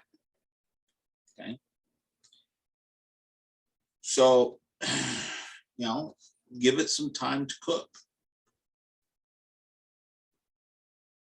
Then we can have a real conversation that touches on the levels that it needs to touch on, based on experience, based on knowledge, based on giving a shit, you know, because, you know, am I capable of being hardcore, cold-hearted son of a bitch? Absolutely. But there are not going to be very many people you meet that love people more than I do. Just doesn't happen. Okay. Yeah. Okay. And I would like to think that I'm my grandfather's son and be willing to take care of anybody who needs help. All you have to do is ask. Well, even if I see somebody who needs help, even if they don't ask, I'm going to try and help them. You know, That too. I've done a bunch of stuff I could tell you about, but I'm not gonna, because it's just blowing my own horn. But if I see something that I have the ability to help with, I'm gonna stop and give them a hand. How do I feel better about myself? You know, it's never been about the things I do for me. Every time I've really come away feeling good is because I did something for somebody else. I was of service somehow. And anybody who thinks masters aren't in service, oh my God, we have a long conversation because, oh, you have not got it right. Not only are you in service to the person with whom you're working and or in a relationship in, you're in a long-term service contract with the community that you're a part of. And the people that taught us in ourselves. It's multi-layered, Yeah. multifaceted. We have to look in the mirror, and if we can't be proud of every facet every day, oops. The person in the mirror ain't happy. Oh, you're fucked. Yeah. You know, so, you know, it's not about my ego or guy's ego or anybody's ego. It's about, we built this community based on the concept of service. The old guard, as much as people would like to ignore and call them a myth, were men who came out of World War II and the Korean War, who were in service to this country. Yeah. Who put their lives on the line to this country, who suffered PTSD and all the things that we call it now, but never got it recognized. Okay, for this country, they were in service. Okay, they needed the relationship that they had with other humans that served to stay sane. Okay. I was going to say to remember that they were still human. That too, which means stay sane. Okay, because that work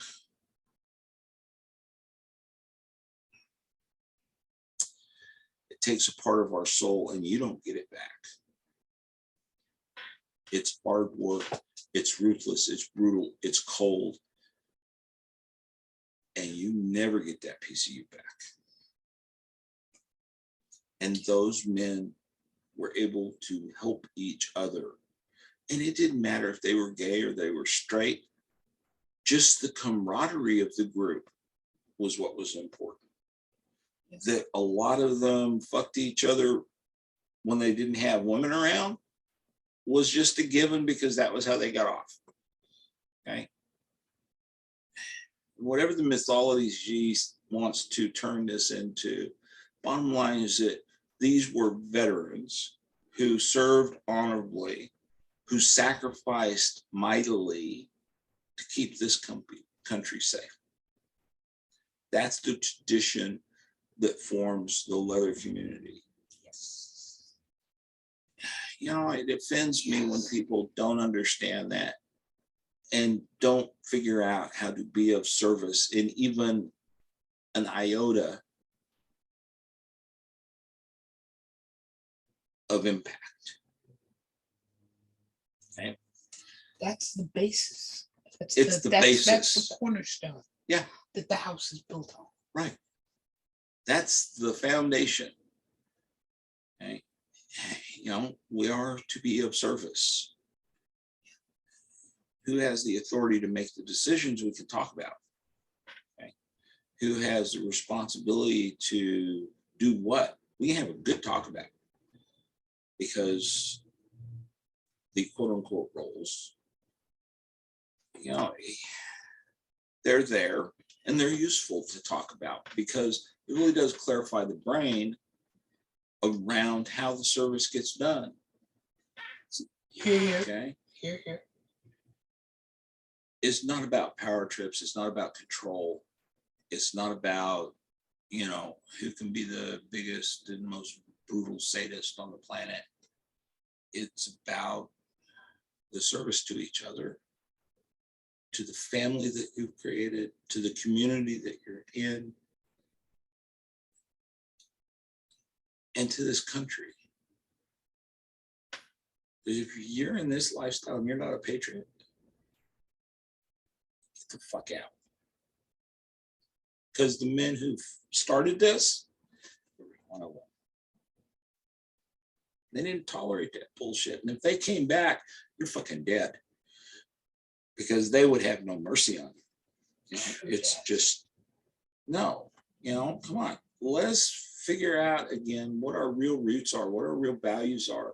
It's not about ego. It's not about your status. It's not about, how pretty you are when you're walking down the street. It's not about, how good your toys are.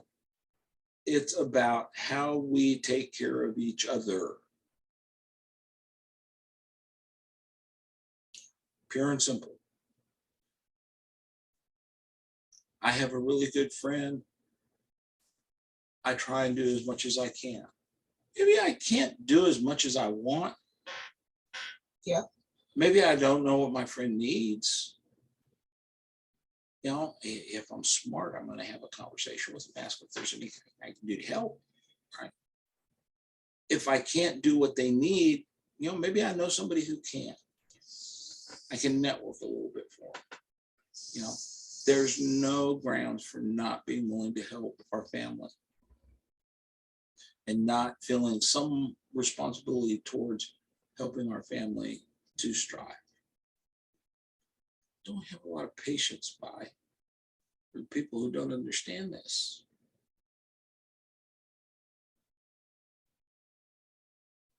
And when they're rude to my family, dude, make them piss down their leg.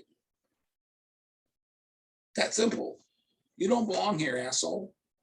Get the fuck out. Stop hurting my family.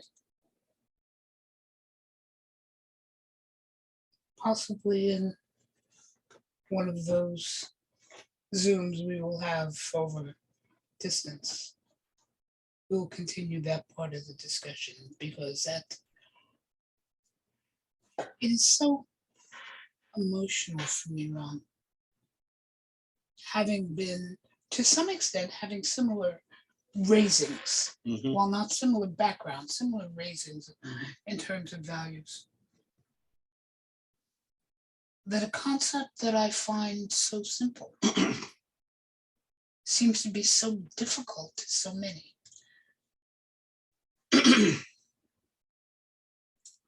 It's not simple.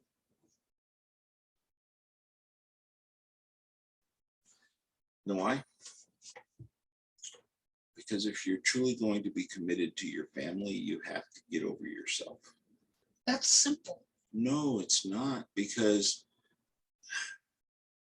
we can't get them to look at each other to have a conversation. They have to be on the fucking cell phone and ignore everybody.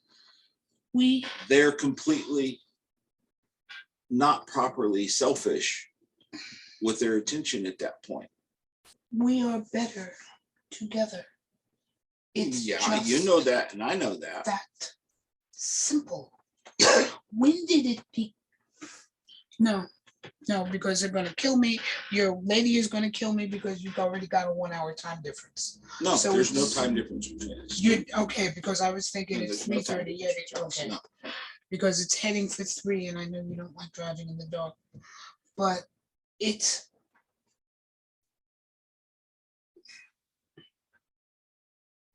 I believe that it is a very simple thing that we have made complex. I agree. We are better. But you together. And I grew up just as humans, okay, not in leather.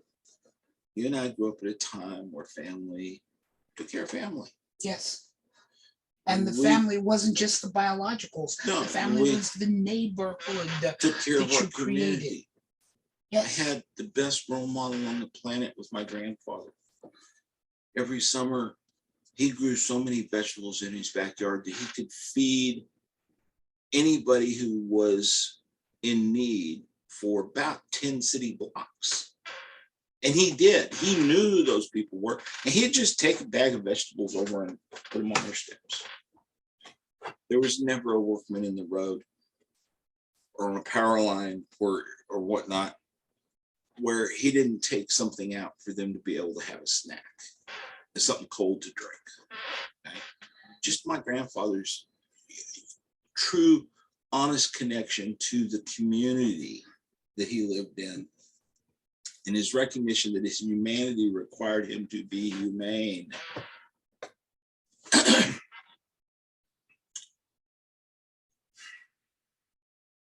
Some things happened since our generation. I don't know what it is. There's some theories, but they're just theories. It's me talking out my ass.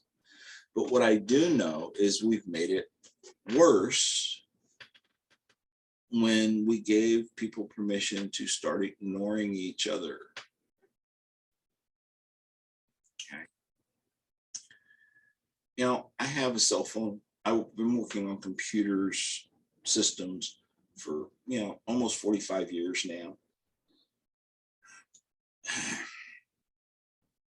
When the phone rings, if I don't have time to answer it, I'm not fucking answer the phone, because the phone ringing did not condition me that I have to answer that fucking phone. Okay. If my wife calls and I see that it's her, she's on my cell phone, if I'm in a safe place, I'll answer the damn phone, because she's that important to me. Yes.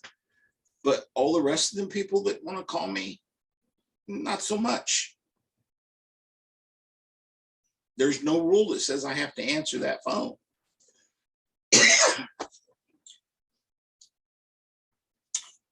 I don't like text messaging because there's no context.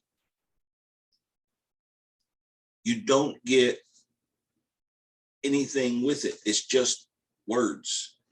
I like to hear somebody say, look, dumbass, you need to really straighten up. Somebody writes that, there's a text, there's literally no emotion. It could be, look, you stupid dumbass, you really need to straighten up.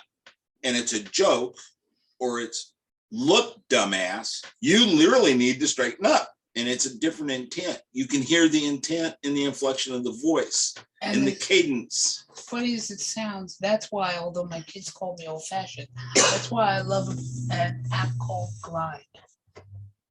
Because Glide is a video app. You actually get to see me, but we don't have to same time. So you can listen to it at your leisure. You can answer at your leisure. But there's no question of intent, because you're looking dead at my face. Okay, I'll have to check that out. I don't pay a lot of attention to that shit because, I'm really busy and I've got things that I've got to get done all the time, and I don't need any more goddamn emotions. And with that one, because it isn't same time, it's a video message. Mm-hmm. 1 o'clock in the morning, you're out having a cigar. Oh my God, why glided me? Let me see what she has to say. Yeah, there's context to that, and that that would probably make that's why I love it. That would probably make me a little bit more comfortable with that kind of thing. But just text messages. Excuse me. The reason that most of the people I know want me to text them is so that they can ghost me. Because they don't have to interact with me or deal with the fact that they managed to piss me off somehow. Okay. And of all of the things on my phone, and you know how I feel about technology. Yep. Remember, Luddite. Yep. That is the one app, and it's offspring, Marco Polo, which some of the kids prefer. I've had Glide since the app came out. Yeah. Sometimes they're 30-second messages. Hi, I was thinking of you, and I wanted you to know that. Bye. Yeah, 10 seconds. But you get to see me. It's amazing. You can actually tell whether somebody gives a shit about you when they say they do. How many times have you gotten glad-handed and told, oh, you're very important to us? And the person was lying through their teeth when they did it and smiling about it. Mostly because they wanted something that, unless the compliment came first, they weren't going to get. Yeah. So, and you can tell that. Yeah. Yes. So, I prefer, at the very minimum, a telephone call. So the Glide thing might work for me. I don't know. Maybe I'll introduce it to my system. Maybe I won't. I don't know. Even if you never return them, the nice thing about them, especially for the little ones that I'm known for sending out to friends, when that thought crosses my mind, I don't know what made me think about you. I was just thinking about you. Okay. Click, boom. Yeah, well, I'll think about that one. That's worthy of thought. Because it is Maybe it's just old folk You know, communication. Maybe. yes, I I don't know. agree. It probably is old folk communication, but if you're a thinking, rational human and you're aware of how behavior shapes our reality, you True. recognize that the reason the old farts communicated this way was because it was important to communicate this way. It was how connection was built, it was how family was built, how the familial relationship was maintained, okay, and how, the most important of all of our reactive analysis, empathy, is developed, okay. And for those of the audience who's listening to this think I'm talking to my ass, they need to go start watching TED Talks. They need to actually look at the fucking brain science about how we build human connection, how our emotions and our abilities to process them are fed by our visual interaction with each other. And understand, sir, I am not against the hive mind. I think it's a phenomenal thing, but I would rather see that hive mind at work in a room where we can have a discussion, even if the room is via the internet. We're at least all together. We can see each other. Let's talk. Let's interact. No, not let's talk, because I can talk at you all fucking day long, and you know it. Let's Right? interact. True. Let's interact. Yes. Let's actually listen to each other and think about what we said or was said to us and evaluate it with some intelligent application of reason. Let's all get I know together I'm asking a lot for a dinner conversation. Put the brandy on the table. Let's put the computer on. We light a can't cigar get together and have the conversation. dinner, but let's just sit around and have that conversation, and talk. interact, and then process the information. Explore it together. As I explained to one of the alpha readers, okay, it's 3 conversations have to happen. Okay. The first conversation really just creates the framework and some basic idea work about that framework. Okay. Then you need to ruminate on it and think it through a bit. Okay. The next day is too soon. Next month may be too long. I don't know. It's too long. Okay. But there's a point at which everybody who was participating in that conversation, is ready to take the next step, which is to come back to the conversation with the information that you've developed in your rumination process. Everybody needs to listen to everybody else's stuff. Okay.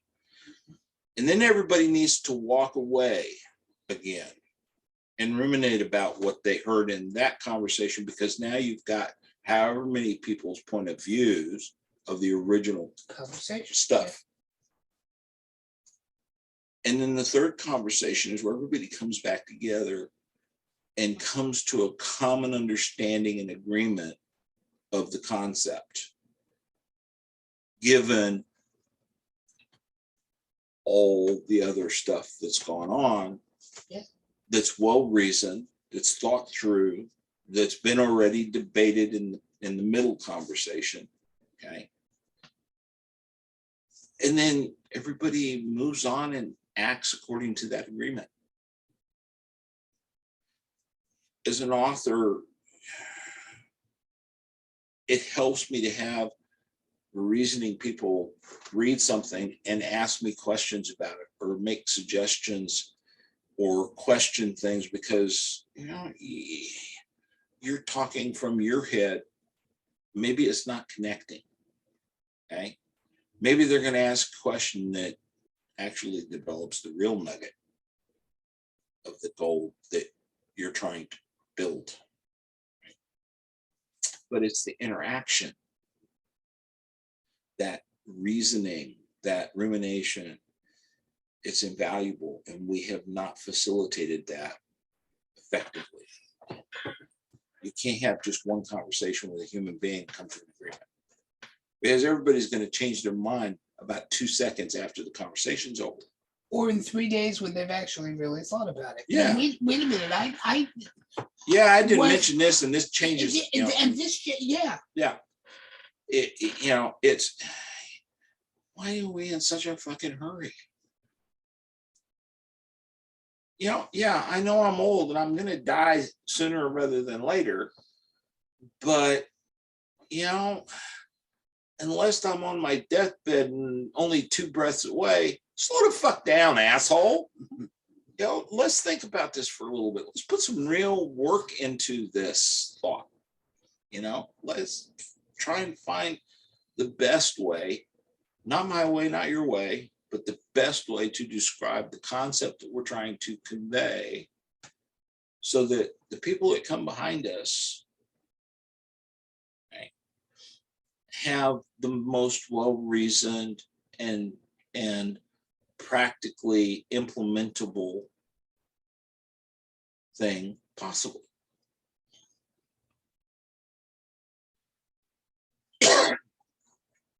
Do I expect them to do exactly what I told them to do? Hell no.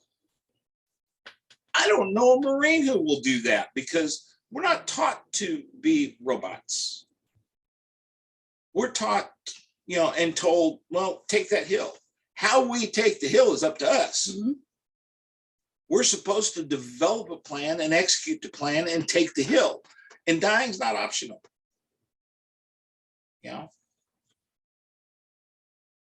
So we're going to make our own decisions about how we implement. And that's cool, because I'm not ever telling anybody how to do something. I mean, I might show them how to safely use a cane based on the technique that I have. And I can give them a whole set of criterion on what they probably should not do because of how dangerous it is. One of which is, will the assholes that are caning breasts please fucking stop? If you want to give these women breast cancer, go for it. Okay? Because cystitis and breast cancer are not far away if you keep it up. I'm not a woman, and I know that shit. And why any woman would allow that, given the fact that just simple understanding of their own biology and the vulnerability of that particular part of their biology, would allow it. I don't know, but I know a lot of men don't understand that. So when I say don't cane the breast because there's a high risk of damage that can lead to cystitis and cancer, and we know this because women in the community have lost their tits because of it, maybe you should not want to take that risk with those wonderful toys. Just don't, I like them where they are. Mm-hmm. Yeah. So do the people that they're on. They have one. Yeah. So I'm glad the father matched. Let's don't, Well, if they're matching, somebody had to do something. We were together for a long time. I've become very fond of them. Yeah. The twins are the twins, you need to take care of them. But that's how hard is the concept of protecting the human and the physiology? I shouldn't have to tell you not to hit somebody there. Shouldn't, do I understand that men are more ill-educated about female anatomy than I am? Sir, I'm not even going to get into the DNA, the physical differences. Let the basics of this is how anatomy works. Mm-hmm. Those classes aren't taught anymore. Hi, this is a heart. Oh, you're talking about in the school system. This is but they're also not taught in an awful lot of SM 101 classes. I remember, now I'm going back to when Leather and Lace, Carmen and Sandy first took over. First thing they implemented was a physical safety class. Yeah. Hi, this is how it gets tied. This is why it gets tied. This is what a ligature looks like. This is where your nerves are. This is what happens if you tie off the nerve. This is what happens if you block a vein. This is what happens, by the way, if you block an artery. This is how muscles work. They expand, they contract. You're full of them, including the one that goes beep, beep, beep, beep, beep, beep. Yep. Fuck it up, it won't expand and contract anymore. Kind of like a bicep or a tricep. The only difference is that one doesn't expand and contract. You are going to, at worst, die. No. Best, if that one, plots. If that one doesn't expand and contract, you're gonna fucking die. You know, 1 or 2 misses, you're gonna plots. Well, yeah, if it stops doing the like muscles are supposed to do, you're gonna die. Yeah.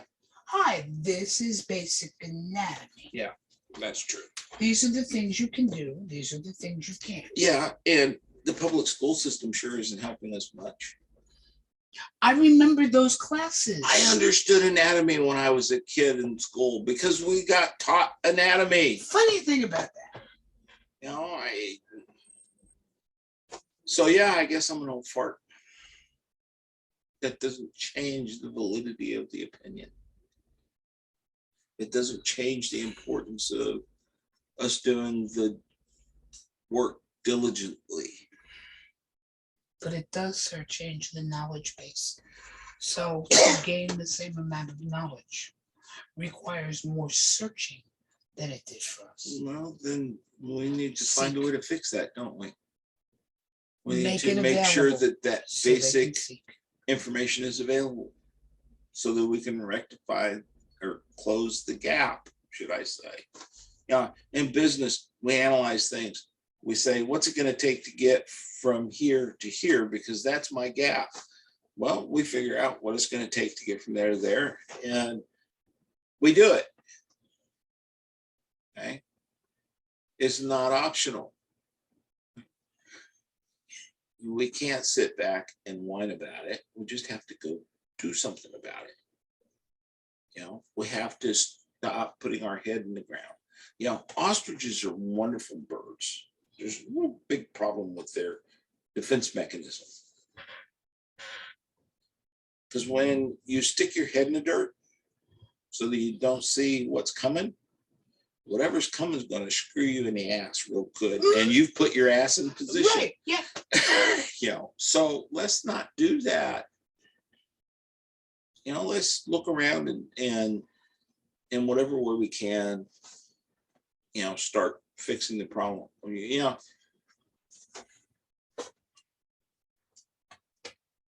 doing a lot of videos with this stuff. Put together a video course that talks about each and every facet of our lifestyle, debated from multiple positions that will be available to anybody who's smart enough to go click and come to the library and learn. You have got how many friends that are elder educators that are capable of putting this material up? And a few have already started. I've looked at, Race has done 2, I think, with different people. He calls them, I think, cigar conversations or something to that effect. I'm beginning to watch more and more of the elders utilize the technology that's available. So here's the thing, though. And I like that. Here's the thing. Okay. I love Race. He is one of the smartest men I know. Okay. Known him for At least 35 years, 30 years, 35 years. 35 years, I think it is now. 30, 35, somewhere in there.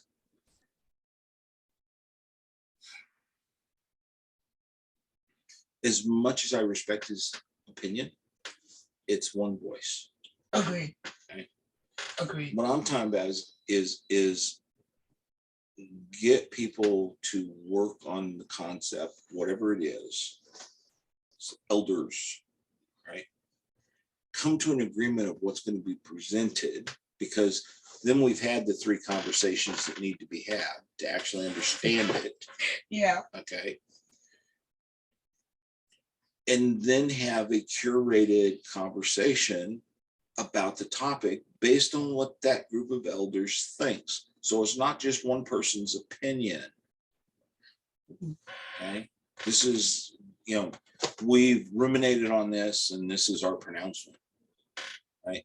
Well, they're not going to listen to us if they think it's stupid anyway. But if they think that there's some wisdom there, they're going to listen to it and they're going to ruminate on it. They'll make some changes here and there, probably. They maybe not, it depends on how smart they are. Because if I sat down in a room and had Godball, race band, and, go through the list, right?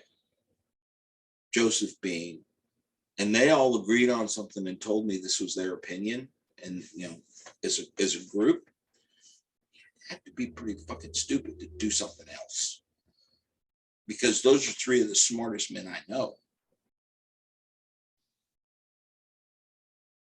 and I'm no slouch when it comes to smart. Those are 3 of the smartest men I know, and their experience in this community is amazing. So, let's get these guys together and get them to do something that they may have. I know those 3 men pretty well, and they tend to agree on a lot of stuff, but I'm sure we can find something that they'll disagree on. Okay. And let them have that disagreement and talk about that disagreement when there's a disagreement and why, so that the youngsters are getting the full spectrum of light that's available. Yeah. Right. But these are conversations that literally have to be had with the group together. And I learned the power of that group think. About 1.5 years ago, Jill decided she was going to do a series of Zooms with women that she considered the leather version of The View. Cool. And I think we did 3 of them. The last one, which is the one that keeps getting shown the most, was actually 6 of us sitting down and talking about menopause. Oh, shit. And it keeps getting reshown. It's been shown a couple of times at different IMSLs. It's been reshown with other groups, having not realized it's a topic that has never been talked about. Yeah, women don't talk about. Women in general don't talk about menopause. Contrary to the television commercials about women talking about menopause, no, that you don't talk about menopause, because when it's happening, you're too pissed off to have it talk about it. It's like, I can't remember what the first one was now. It was 6 of us sitting around, and we were in different places talking. Yeah. Now the agreement was we were just going to have dinner together. So that's what we had as we talked. Second one, we were talking about race, which was an interesting conversation in and of itself amongst 6 women of color. And the last one, the menopause panel, menopause conversation, they call it the menopause panel, was the 3rd of that series. And then we all kind of got busy. And I'm actually looking forward to doing at least 1 or 2 more of them, because it was women talking to each other with other younger women listening. Yeah. Well, I'd like to listen to them, not because I'm a woman, but because there's information there that I probably need or should have had when my wife went through menopause, or what, if I've got some of that information and I meet somebody who might need it, at least I can give them what I remember or I can point them in the right direction. It was fascinating because of the points of origin of all of us. Yeah. 2 had had hysterectomies. Oh shit. So kind of avoids some of it. Well, you have menopause, but it's accelerated. But it's also lessened. Yeah. It's nowhere near as severe. One was just starting. 2 had had hysterectomies. One was just starting. Shan was in the middle of it, and it was rocking her life sideways.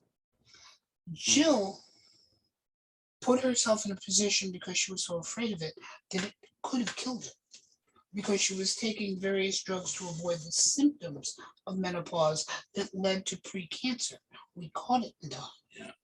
And then there was me, and I had the advantage of being raised in a house full of women. So women going through menopause wasn't a secret. It wasn't anything that was hidden. It just was. But it was fascinating, just that female hive mind of sorts. Well, that same conversation can be had with men. Okay. Do men have them? No. We tend not to, because most of us are too dumbass macho to be willing to admit weakness. Funny story. I mean, it's true. We are. When I first started doing the slave circles, because that's the way I was raised as a kinkling, we were in a circle. Senior and those of us who survived the program, no one was better, no one was worse. Yeah.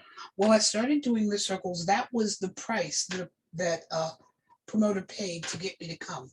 You gave me an hour to just be with my siblings in a circle. Well, it got to the point by about the 10th or 12th time I've done it that dominants started poking their heads in. Can I cut? No. Well, I'm a switch. Can I? No. My slave is in there. I don't give a damn if God is in there. You are not coming into this room. And since I raised you, I will throw you the fuck out. It got to the point where the tops were feeling some kind of way, as the kids say nowadays, that they actually began a top circle. Good. And because those insecure assholes needed it. It tickled me because it was originally done as a way of the tops having something to do for the hour to hour and a half we were in the circle. But in chatting with a few, not about what was going on, because I don't want to know. That's an intrusion as far as I'm concerned.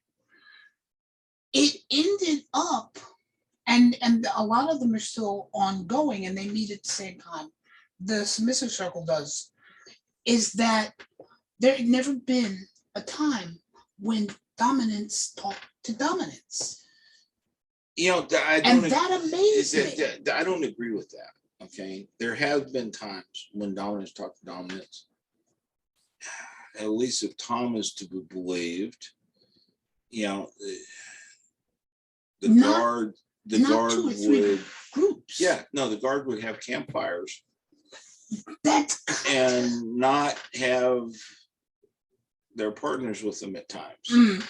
Okay, or their partners would go out. And not have their, they mixed and matched it. Most of the time, a campfire was everybody. Okay, but when it was important, something needed to be discussed. That I get. They did it. Okay? I'm just talking about making a space. We're all going to get together, grab a drink. It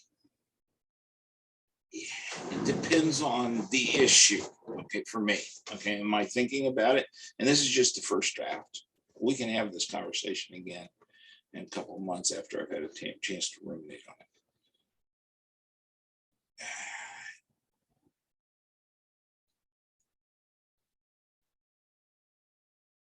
it. At least initially, everybody needs to be talking. Okay. Yeah. The muscle of interaction with respect, active listening, all of that has to happen for this to be effective. Active laughing. Well, that too, yeah, because we're going to be funny motherfuckers sometimes. Yeah, active laughing, active honesty. Yeah. But that's a muscle that doesn't get exercised very much in our community right now. There are individuals when they get together, you can't stop us. Right? I mean, you and I, people would love to be a fly on the wall, listen to us just have some of our conversation. Yeah. And you're going, oh, yeah. And I'm laughing, and and then you're laughing, and and then you make a point, and I'm going, oh, yeah, I didn't think about that. But we grew up that way. You and I were raised as humans that way. I'm not talking about the leather. I mean, my fondest memories of when my grandparents would have arguments, because it was no hold barred. Everybody had an opinion, and they shared it until Grandpa said, okay, that's enough. And then everybody shut up. That was the end of it. No decisions made. But it's just opinion. That's enough. Was shared. The opinions were shared. And occasionally, Grandma and Grandpa would go off and have a talk about it later and come back and tell the family what they've decided. Yes. Okay, but it's about the interaction and being willing to be vulnerable in that space. I have developed a real case of the red ass for tops or wannabe tops who are unwilling to be vulnerable. You can't be in a relationship unless you're vulnerable. No shit. Okay. You can't even interact with other humans effectively. When you show up at an event and all you're doing is putting on the armor, you're not interacting with anybody there. You're just showing off your ego. But nobody's told them any better or helped them learn any better. Being vulnerable takes practice. Okay. Being willing to listen takes practice. So at first, I think we need to have these conversations with anyone and everybody that wants to be in the room. Everybody has a chance to talk, which means you've got to limit the size of the crowd. Okay. Because you get more than 10 or 15 people in that group, it's going to take forever for everybody to express their opinion one time. Okay. So, there's a little stage management has to occur, but the practice of topics and the discussions about what do we really think we need to be talking about, and what forum should we be talking about it? Who needs to be participating in that conversation? Because some conversations truly should only be tops and bottoms. Yes. Some conversations need to be tops and bottoms and then the whole group. Mm-hmm. Some conversations can only be had in the group. Right? So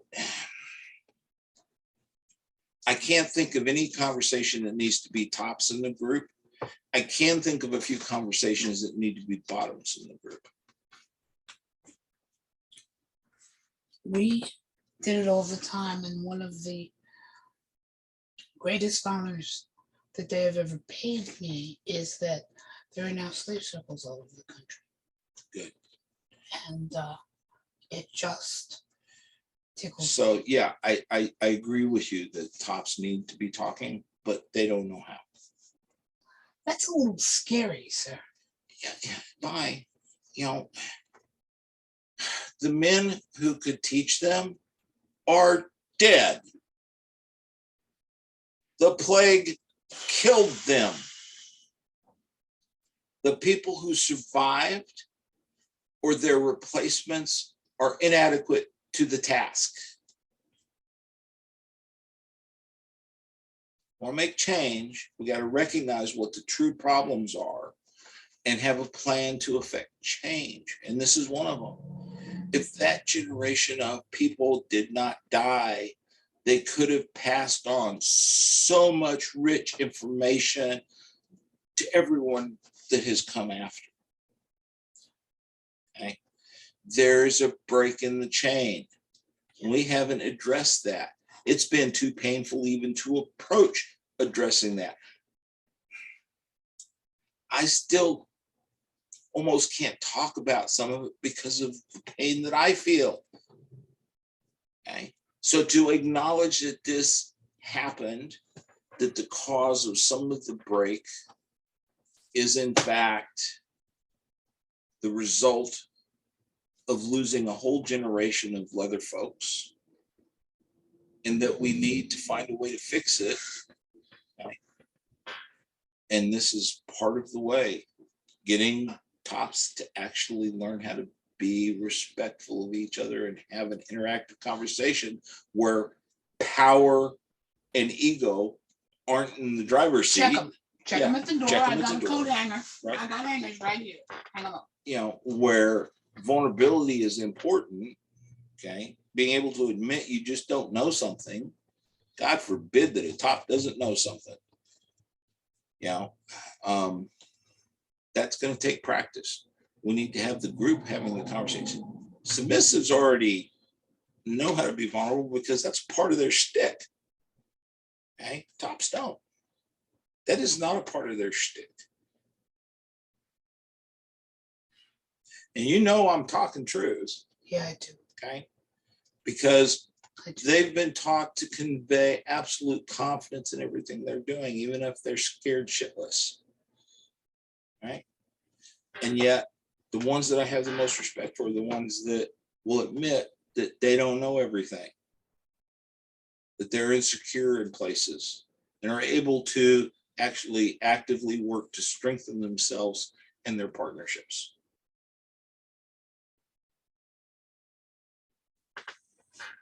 So, yeah, I think it's a good idea. I think making it work could be a bit of a challenge, but I think it's a worthwhile task. I think there's a lot of information that could be developed where everybody can actually come to an agreement on certain concepts. Okay. You don't need to be prescribing or telling people how to do shit or making protocols or any of that crap, but we do need to talk about what's important. How do we take care of each other? How do we, build stronger relationships with our partners and our families without all the bullshit? I agree. So yeah, I think it's a viable idea. Now let's talk again in about a month and have this conversation again and see what we came up with in the meantime. Because I think about the circles and all the things that has happened over the last 30 years of those.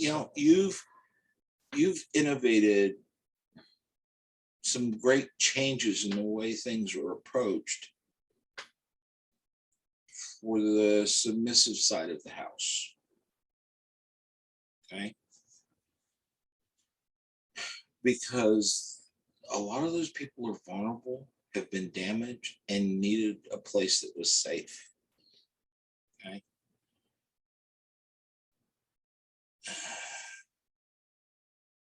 But you're not a top.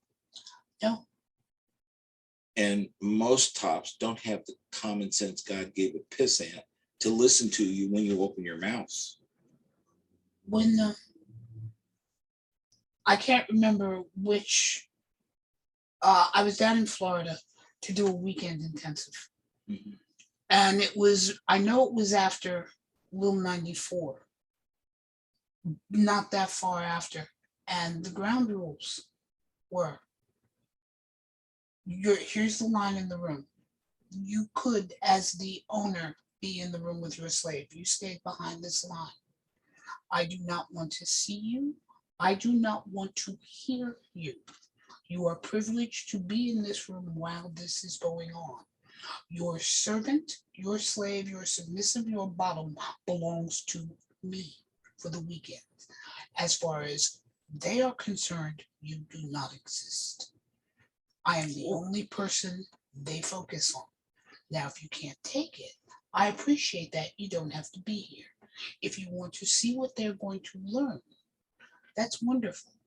They will not wait on you. They will not answer you. They will not honor you. You do not exist in this room for this weekend until 4 o'clock Saturday afternoon. Or Sunday afternoon if it's the weekend, right? We were on Friday and Oh, Saturday. Friday, Saturday. And then Sunday, they displayed a lot of what they had learned. Mistress Will, wonderful woman, God rest her soul, had two servants in the group, man and woman. And she was there the entire time taking notes faster than they were. Because every once in a while I'd see hands moving, new pads coming, and so on. And when we all got back together, the first thing she asked, which was almost accusatory, and that's not the way she meant it, was, "You're doing all of this for them. Why aren't you doing this for us?" And I said, "I can't. I don't know how." Now, as a senior slave, senior meaning I was the oldest in the group, not because I believed I had achieved the rank of senior at that point, but as the senior slave, my job is to teach my juniors. You need to find the senior master whose job is to teach his or her juniors, because the fastest way to teach in my old world, to teach a junior master, was with the assistance of a senior slave. Thank God. Yes. The way to teach a junior master to not just receive good service, but also to appreciate it, was at the hands of a senior slave. But when it came time to the discussions that could only happen dominant to dominant, regardless of sex or gender, a slave could not be there, not even to serve in the gathering, because my very presence in the room would change the conversation. The door had to be shut. See, and on the flip side, that's why when we were at House of Cards, if you open the door to the slaves' room, what you saw 5 feet, 5.5 feet in front of you was a wall. You had to walk 6 foot past the wall to go around to get into that room. No dominant was allowed, not past the wall, but past the door. You went into that room, you lost your membership. It was the place where we knew we were safe. It was where we laughed, where we cried, where we screamed, where we cussed your ass out, where we joyously proclaimed our love, where we learned it was sanctuary. And everybody needs one. And everybody knew it, but there was one room, 3rd floor, we didn't go into for any reason. The club was neutral. From the library to the playrooms, the club was neutral. There was a room upstairs, no slave entered for any reason. If your master called you, if somebody screamed help, I don't know what would have happened if somebody screamed fire, but you didn't go in, period. It was that safe space. Where are the senior masters who will do that for their juniors? I wish I could say I had some idea. Unfortunately, I don't. Because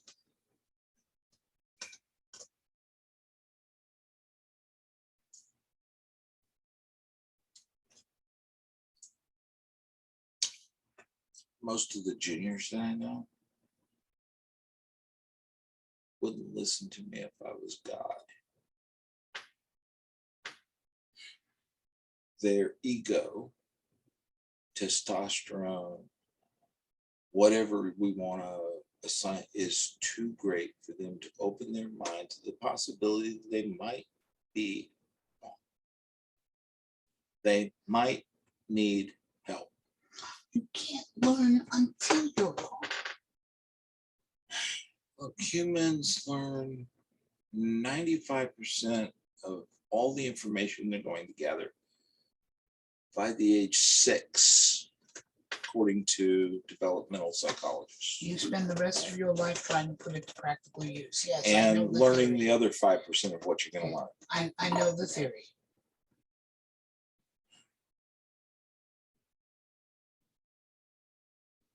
We learn all of that by trial and error. Yes. We try, we fail. We try, we fail. All of a sudden we succeed. It's rough, it needs improvement, but we succeed. Look at a kid who's learning to stand. How many times did a poor son of a bitch fall down? And how funny is it sometimes, the way they act when they do? Yeah. But the really determined some bitches, they just keep getting up and falling down, getting up and falling down. Finally, they're standing there holding something, shaking like a leaf, but they're fucking standing up. Mm-hmm. So they failed, 500 times. Now they're standing up. Is it good? Yeah. But they're proud of standing up. Is it successful? Yes. Yeah. And then they start refining. And that first step, and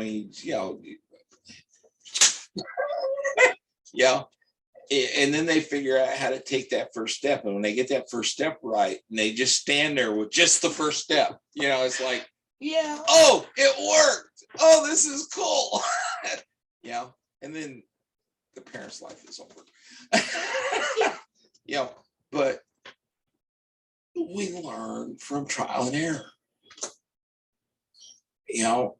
And then the American education system steps in and teaches us that it's not okay to fail, which really pisses me off, especially as an educator. Okay. Yeah, you can fail, but you can expect to get it back and be told that you need to fix it. And if you need help learning how to fix it, that's what I'm here for. We're not even going to get into the concept of success No, at no. any cost. That's a whole. That's a different different conversation. But when you can go into the store and buy a master's cap and call yourself a master, you ain't gonna learn fucking shit. Your ego is too full. Right? If you think you know everything at that point, oh my God, I pray for the people that you're going to hurt. Right? Because you don't have the humility to recognize that you don't know what you think you know. And there are people around who are more than willing and would be happy to help and would respect the fact that you asked for help. Yeah. Okay? That's what's important to us. I don't care that you don't know much if you ask me for help. I care that you had the courage to ask for help. And looking at it sort of a little differently. You know everything you need to know because you know that you need help. Yeah. So there are not very many senior masters that I think are capable of walking in a room and fostering that environment where that conversation can happen. I went to a master's meeting at MSC once, Mm-hmm. and it was a clusterfuck as far as I was concerned because nobody could get out of their own ego. It was, let's show off our leathers and our attitudes and strut.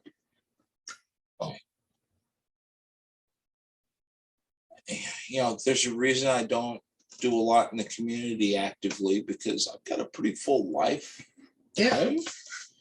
And I am old and grumpy and don't have the patience to put up with bullshit. And I'm certainly not going to go someplace where I'm reasonably certain that I'm going to be subjected to bullshit. Yeah. So, yeah, I think it's a good idea, but we got to do it as a group at first so that the more intelligent and wonderful people that have already got the hang of being vulnerable can teach us how.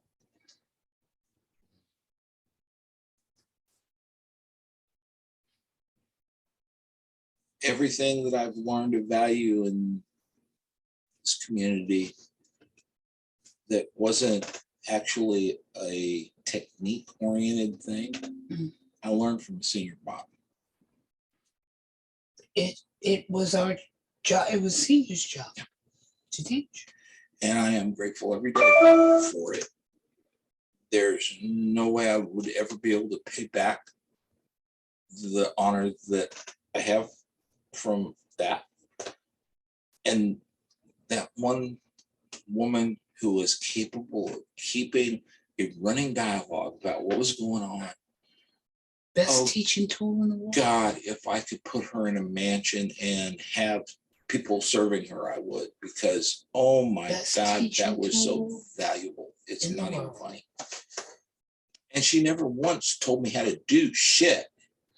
It was entirely about providing me with the auditory input of what she was experiencing and how she was processing and all of that. You know, it was amazing. I learned so much when I worked with her. It made me better at what I was doing so much. It's not funny. And I learned a lot about how to read where I could go. You know, so yeah, I think it's a good idea, but you know, I think that the submissive half of the equation needs to teach the dominant half out. To put you all in a room, and each room has a nice big brass coat hanger and a plaque above it that says ego. That won't work. That was my best offer. Yeah, that won't work. I'm serious. You get 5 serious senior slaves together or senior submissives together. Because we'll have a talk about slave one of these days. I respect But it. you get 5 of them, put them in a room with 10 people who think they're masters. The rules are everybody has to listen to everybody. Okay? It's the only real rule. You have to actually listen. You can't talk unless you've got the talking stick in your hand, and you only get so much time. And you don't get to pull rank, which is the most important. You know, I mean, everybody has to take a turn or gets to take a turn. If you don't have something to contribute, okay, shut up. That's fine. That's your choice. But we let the masters talk a little bit, and then we let the senior submissives step in and start correcting submission impressions and teaching them how to actually communicate, to be vulnerable, to be honest, to put their ego on the coat hanger. And to be observant. And to be observant. Right? It won't take very many times for them to get the clue if they're halfway smart. And most of us who've done any work can be at least halfway smart most of the time. But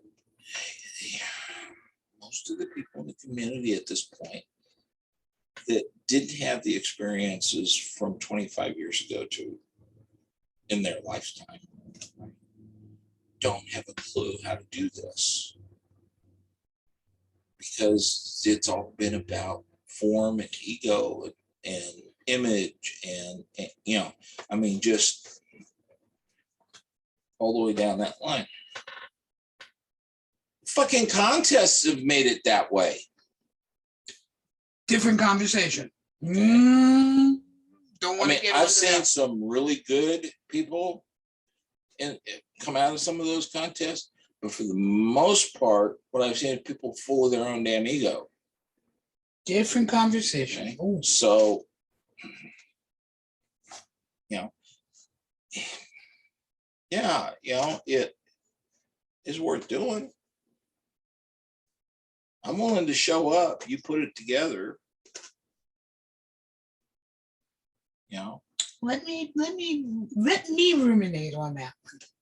Yeah. See what. Well, I said, you know, about a month, you and I need to talk again. Yeah. This would be the topic, and you know, we'll come back at it with what the ruminations have given us, and then you know, we'll look at it a little bit more and see if we can come up with a plan. But yeah, I think it'd be valuable.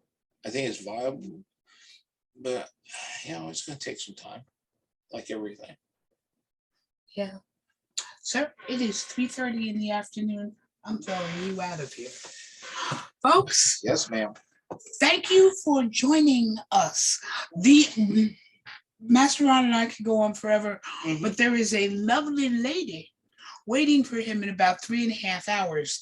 And knowing Nashville traffic, I won't get there until if I don't get it's him gone. through it at some point in time, he won't be getting home till 9 and she will kill me. No, she won't. She So, may make you want to be killed. well, yeah.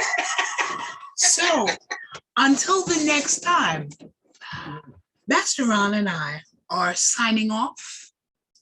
Enjoy, learn, celebrate the wisdom and the life that created it. Remember, we love you all. Hear you. We not like you very much, but we do love you all. See you later from the library.